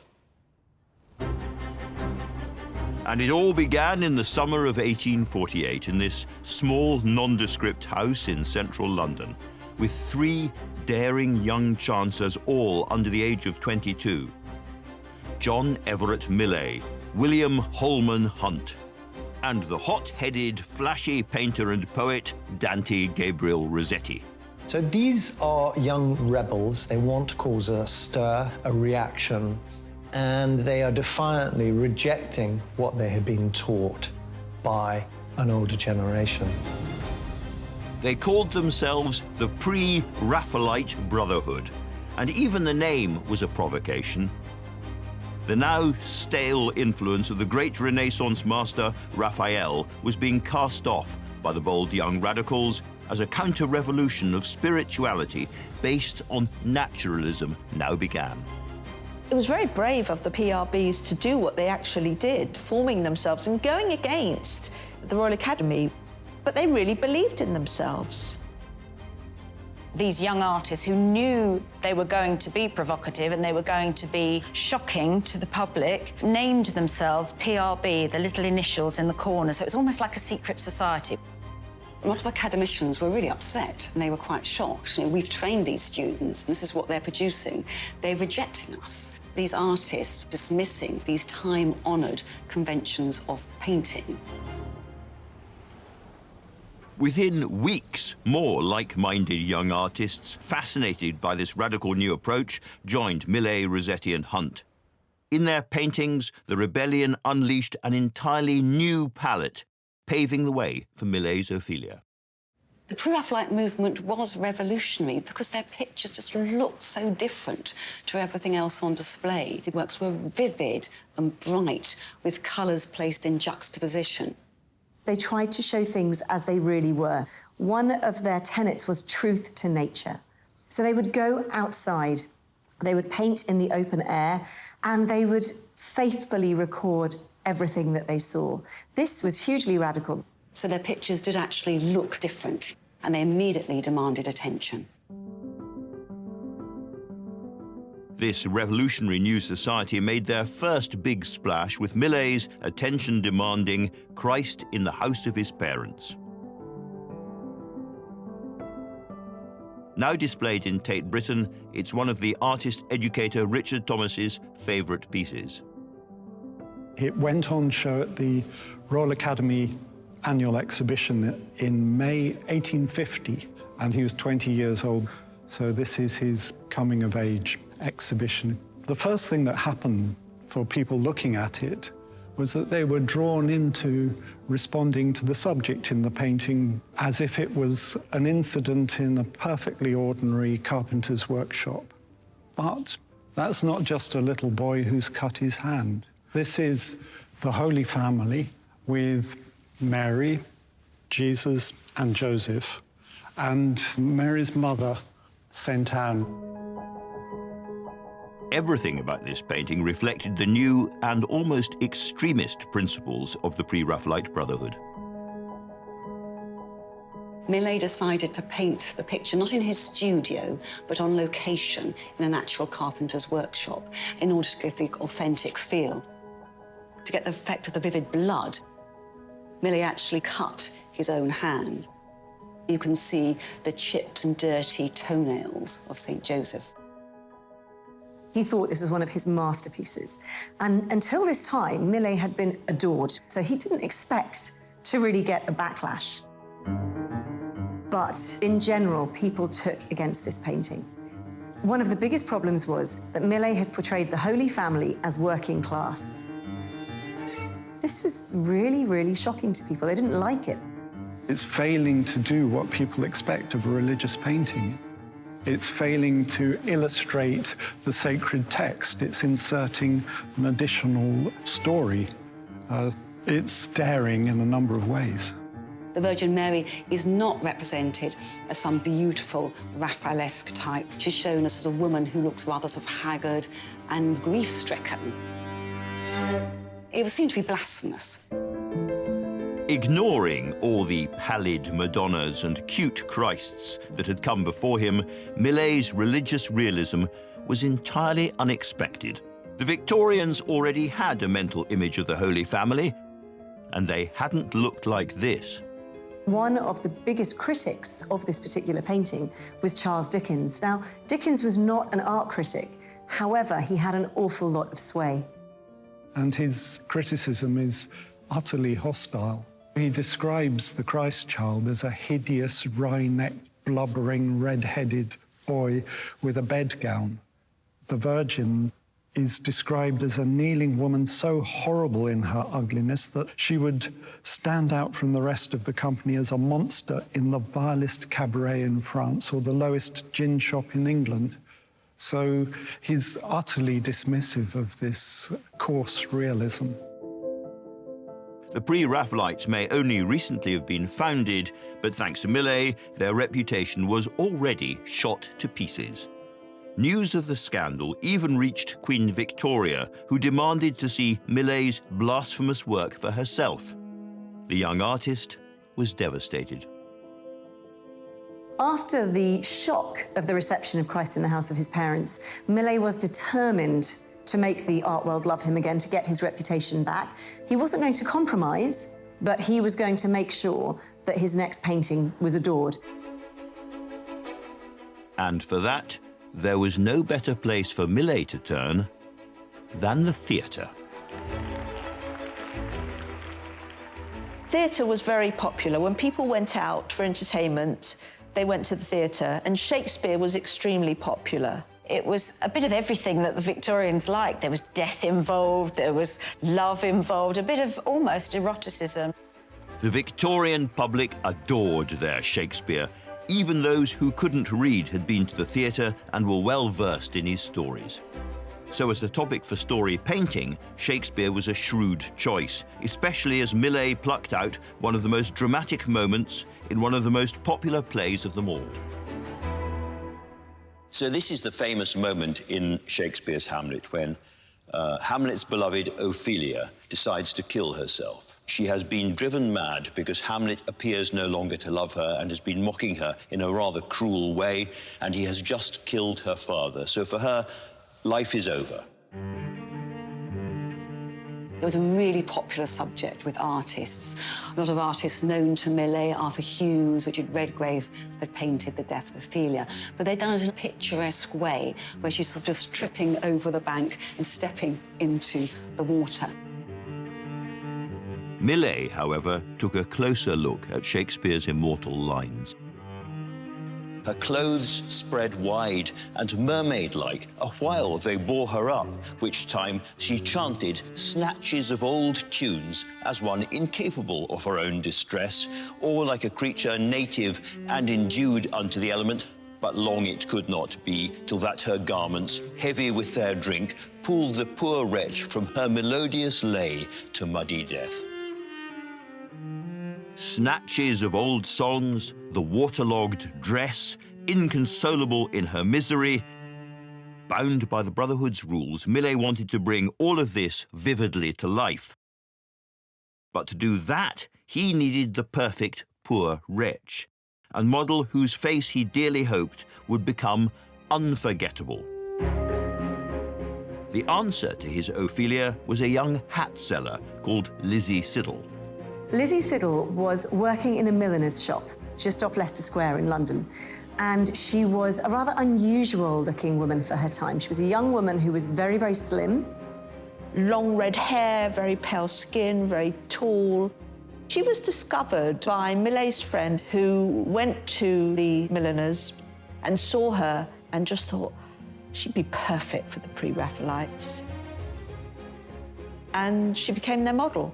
But she was also an artist in her own right. She was quite intellectual and loved poetry, painting. Rossetti loved her, Millais loved her. Everybody wanted to paint her. She essentially became the Pre-Raphaelite supermodel. Millais now had his Ophelia, but how would he transform a 22-year-old Victorian hat seller into his doomed Shakespearean? How could he bring his canvas to life unless his model lived and breathed her distress? Ophelia and her watery suicide had to feel real. It was the beginning of a painstaking process as carefully planned as any military maneuver. It wasn't just the figure that was important, so like Ophelia. The background was just as important. The scene in Hamlet takes place in a remote corner of Denmark, but Millais needed somewhere a little handier for central London. Today, his great-great-grandson, art historian Dr. Roger Bowdler, is retracing Millais' steps for the first time. Oh, my goodness. It's just a fabulous feeling, actually having found the precise spot where he spent weeks and weeks and weeks in the summer of 1851 painting Ophelia, and it's here. And this isn't the most romantic or glamorous of settings. You know, you can hear the M3 in the background, it's in the edge of Greater London, and it's covered in litter. But actually, that almost makes the magic of the picture the greater. The drama is about her imminent sinking below the water. So he doesn't want a grand, picturesque setting. He wants rather a modest riverbank to paint, and that's just what he finds. To work outside, Millais capitalized on two exciting new innovations: small portable paint tubes and a host of new pigments and colors. His Ophelia would be the brightest canvas he'd ever produced, but working for so long outdoors still brought with it a whole catalogue of challenges. He would spend up to 11 hours a day in great discomfort. He complained about the flies, about being threatened by a big bull. He had farmers shouting at him. People would come past and ask him what he was doing. And he has to deal with this pair of swans. They take up station just where he's found his spot and completely muck up the water weeds that he's so carefully selected for the setting of the painting. Millais wrote, "My martyrdom is more trying than any I have hitherto experienced. Certainly, the painting of a picture under such circumstances would be a greater punishment to a murderer than hanging." These were the lengths the Pre-Raphaelites were willing to go to in order to capture nature as truthfully as possible. He paints with fantastic finesse, which is why it takes him so long. So he begins work on this in early July. He's still here in early December. He would say that it was like completing the size of a 5-penny piece each day. So that gives you a sense of how slow and gradual this process was. He's putting his all into it because his reputation depends on success. So there's a discipline at work, along with the very romantic, poetic engagement of this poignant scene of watery death in this river.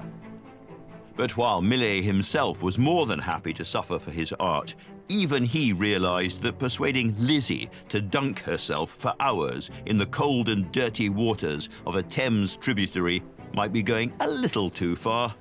And so back in central London, he came up with a somewhat less unpleasant alternative, but only somewhat. Millais poses her in his studio, in his parents' house, in a bathtub, and he finds in an antique shop a beautiful antique dress with silver embroidery. Elizabeth Siddal is posed wearing this in the bathtub. Now, Lizzie was being painted in December, long before central heating, and it was cold. It was in a basement studio.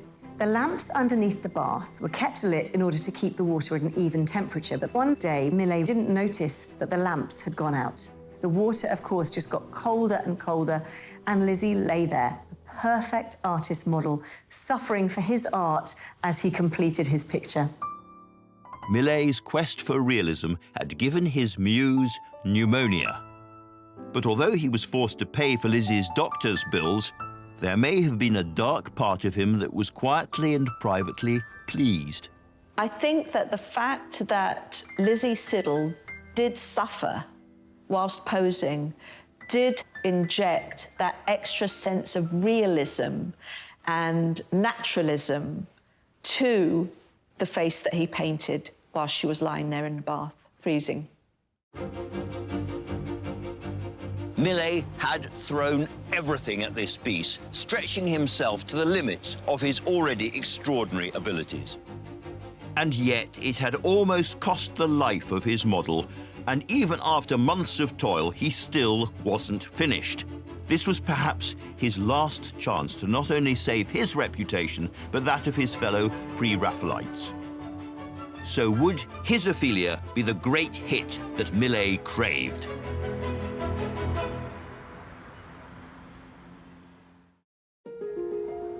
John Everett Millais' Ophelia, the jewel in Tate Britain's collection, may be one of the most popular pieces of art of the 19th century, but it's definitely not for everyone. There is something about this picture, perhaps its extreme prettiness, a dash of sentimentality that does not quite work for me. Perhaps I am already too old. That is, when I first started looking at paintings and loving paintings back in the 1970s, modernism was all the rage, and Victorian pictures telling stories were deeply unfashionable. But we all have to challenge our prejudices, don't we? And it may be strange thought, unlikely thought, that I am completely wrong. And with this iconic canvas and its exquisite detail all to myself, it's very hard not to appreciate the sheer artistry. So first of all, this is about two things for which the Pre-Raphaelites are very well known. Rich, luscious, almost enameled colour, and a detail so sharp you could cut your fingers on it. Where in the history of art have you ever seen a green as greeny as that green? Not since the very early Renaissance, I think. It is absolutely gorgeous, and the detail of the foliage is extraordinary. At times, he must have been using a brush with a single hair. And so, yes, perhaps, I may have been a little hasty. Looking again with fresh eyes, the subject is creepy, but it's impossible not to admire the way Millais makes his colours glow and his brushes dance. A touch of blue here, a flicker of white there. He applies shades and highlights with nerveless accuracy. He managed somehow, with the rest of the Pre-Raphaelites, to wash and rinse the colours so they glowed more freely and brightly than they had for a very, very long time. And they astonished the Victorians, and frankly, they are still astonishing us today. There is this remarkable kind of hyper-real quality in the painting.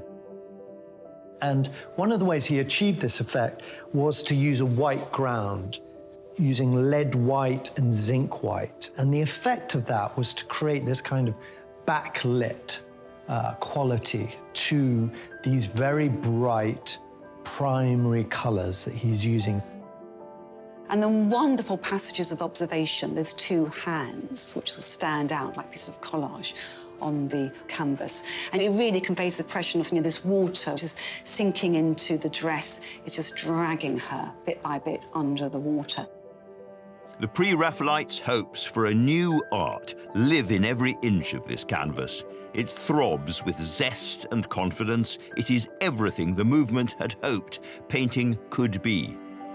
It took Millais months, but finally, in early 1852, Ophelia was finished. The question for Millais was now, was it worth it? Would the Victorian public feel half as strongly about this astonishing picture as did the artist himself? When the painting went on display at the Royal Academy in 1852, there was a very mixed reaction, actually. Some people thought it was a very unconventional representation of Ophelia. Someone described her death as if she were in a weedy ditch. Others felt it was just too bright, vivid and gaudy. There was so much going on, so much symbolism, that viewers almost had to work at it. They had to study it really hard. And at first, people were a little bit shocked, but within a very short time, it was applauded. People thought Millais has really captured something quite extraordinary. Tom Taylor, who wrote for The Times, when he saw the face of Ophelia, he just described himself as just crying with emotion because it made the death so beautiful. Millais' masterpiece had been quickly snapped up by a private collector, but while it remained on public display, Ophelia proved to be a huge draw. And whether they liked it or not, the Royal Academy could no longer cast out its arrogant prodigal son.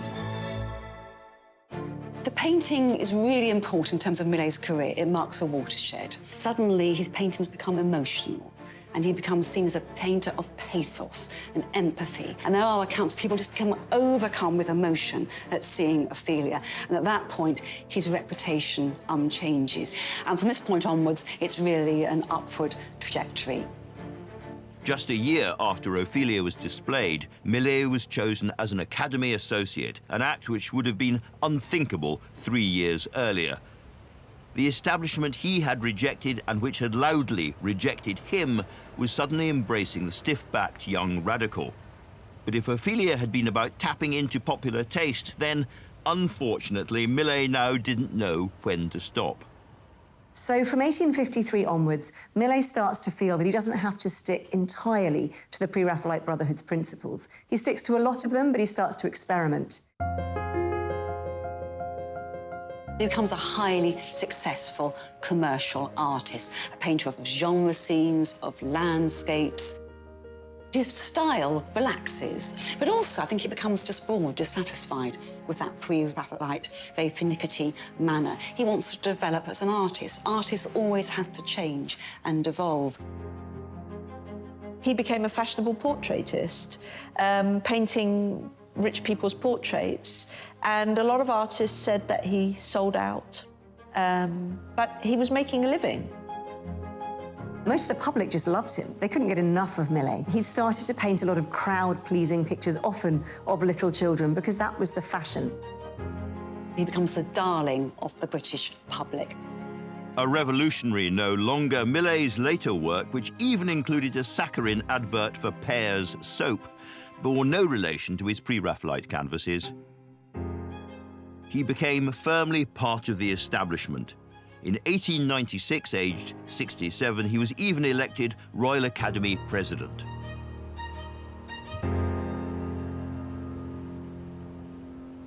But whereas Ophelia had once represented the peak of the Pre-Raphaelite movement in all its non-conformist glory, now it marked the beginning of their demise.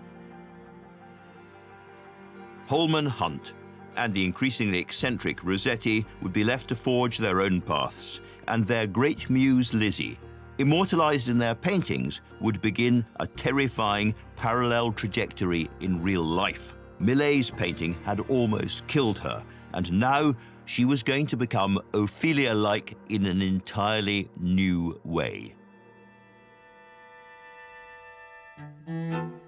People clamoured to come and see this painting. And in fact, for Lizzie Siddal, in some ways, it was a double-edged sword.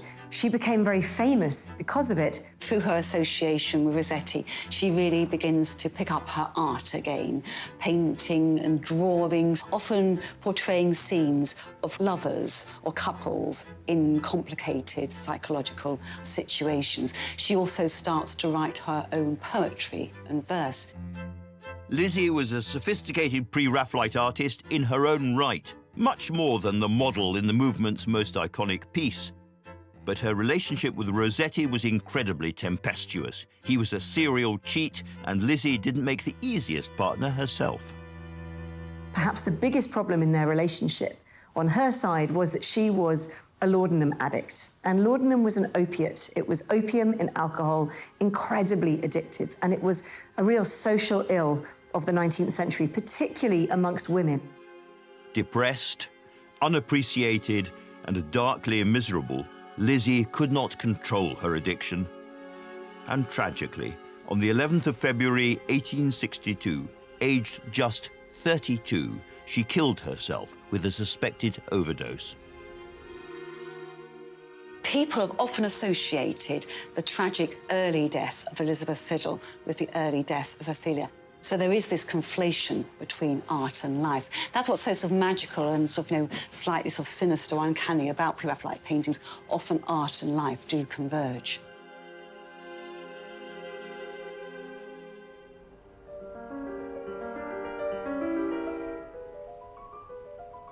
When Lizzie was buried, Rossetti did a very romantic gesture. He placed in her coffin, between her cheek and her hair, his only copy of his poems that he'd written. He claimed that they were all about her, that love had died with her. He was deeply grief-stricken. With Ophelia sold and in private hands, the Pre-Raphaelites disbanded, and Millais now creating mainstream art for the masses, it looked as if the importance and significance of this remarkable painting would start to fade. But neither Lizzie Siddal nor Millais' Ophelia were going to be forgotten, because something was about to happen in that graveyard which would lodge the young model and the painting deep in the Victorian popular imagination.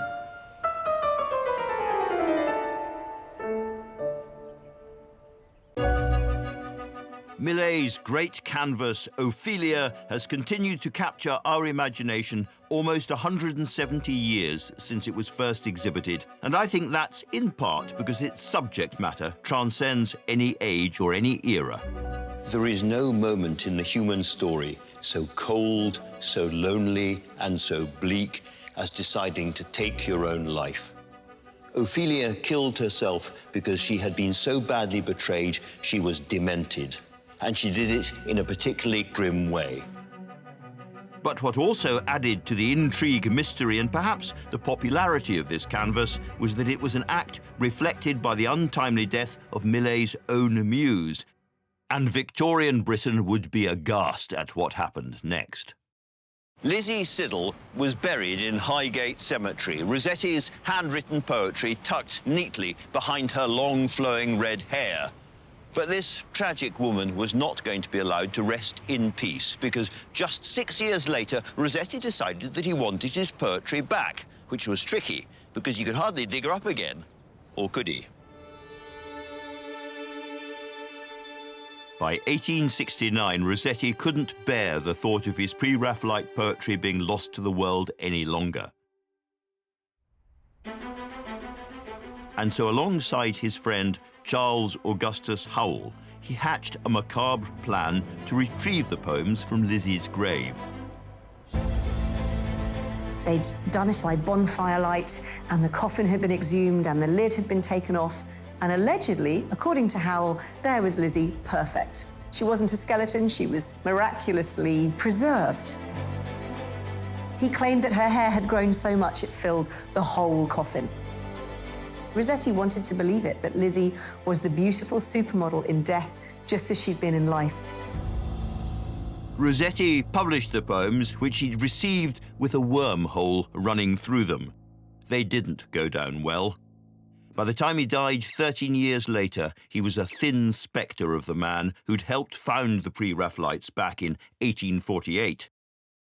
And yet, a mythology began to grow around the image of Lizzie, captured for eternity as the epitome of the betrayed woman. She's sort of a heroine for women that suffered at the fate of drugs and men and being a muse. A lot of women now model themselves on Elizabeth Siddal, and the Elizabeth Siddal look is now rather fashionable. If you think of performers such as Florence Welsh with the red hair, pale complexion, the flowing garments. Perhaps one reason why Lizzie Siddal still captures the imagination is that her own suicide is so neatly captured in the painting of her by Millais as Ophelia. The fact that she was the most famous suicide in art history and then becomes a suicide in real life is something that continues to resonate with people.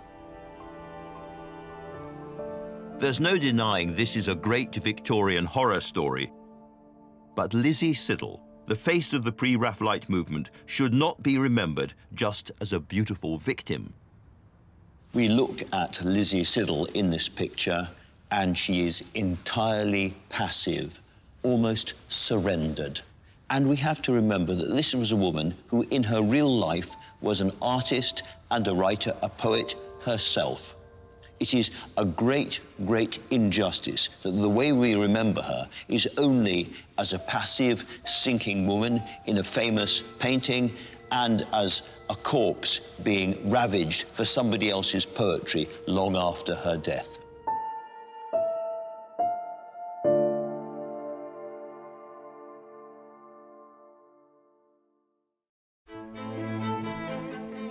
And yet, even now, Lizzie couldn't quite rest in peace. The painting of Ophelia had vanished into the private art world not long after it had been completed. But now it had reached the eye of one very important man. In 1892, Henry Tate purchases the picture. Henry Tate is a sugar magnate.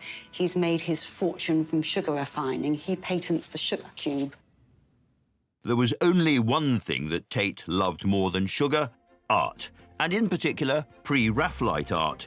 Over the last few years, he'd collected an extraordinary number of paintings. And now he wanted to share them with the nation. He loved the idea of a national gallery that people of all social classes could go to. A site is decided upon, which is the old Millbank Penitentiary. It's a site which will be transformed into this public gallery, which will be free of charge for the public, particularly for the working poor of the Millbank area. A cutting-edge art gallery in one of the poorest areas of the city. That was a mighty risk. The question on everyone's lips was, would Ophelia help pull in big crowds? And the answer was a resounding yes. The gallery opens in 1897, and Ophelia is an immediate hit with the public. People flock to see it. It was one of those that people were told to sort of stand back, don't jostle. They had to have a lot of guards checking that people didn't get too close to the painting. And it's remained one of the most successful paintings of the Tate ever since. This haunting canvas has spoken to generation after generation since it was first hung here more than 120 years ago. Millais' Ophelia is a masterwork by a master painter. He was a young revolutionary taking on the establishment, and then, very quickly, the perils of success. He became the establishment himself, and he was much mocked for turning out cute, sentimental pictures, some of them used in advertising as sweet as any sugar cube manufactured by Sir Henry Tate himself. But this here still shows all his defiance and his optimism. It is a young man's shout hanging on these establishment walls. No, I still don't love it, but I salute it for its vividness and its energy. And anyway, Ma, you old fool, the rest of the world disagrees.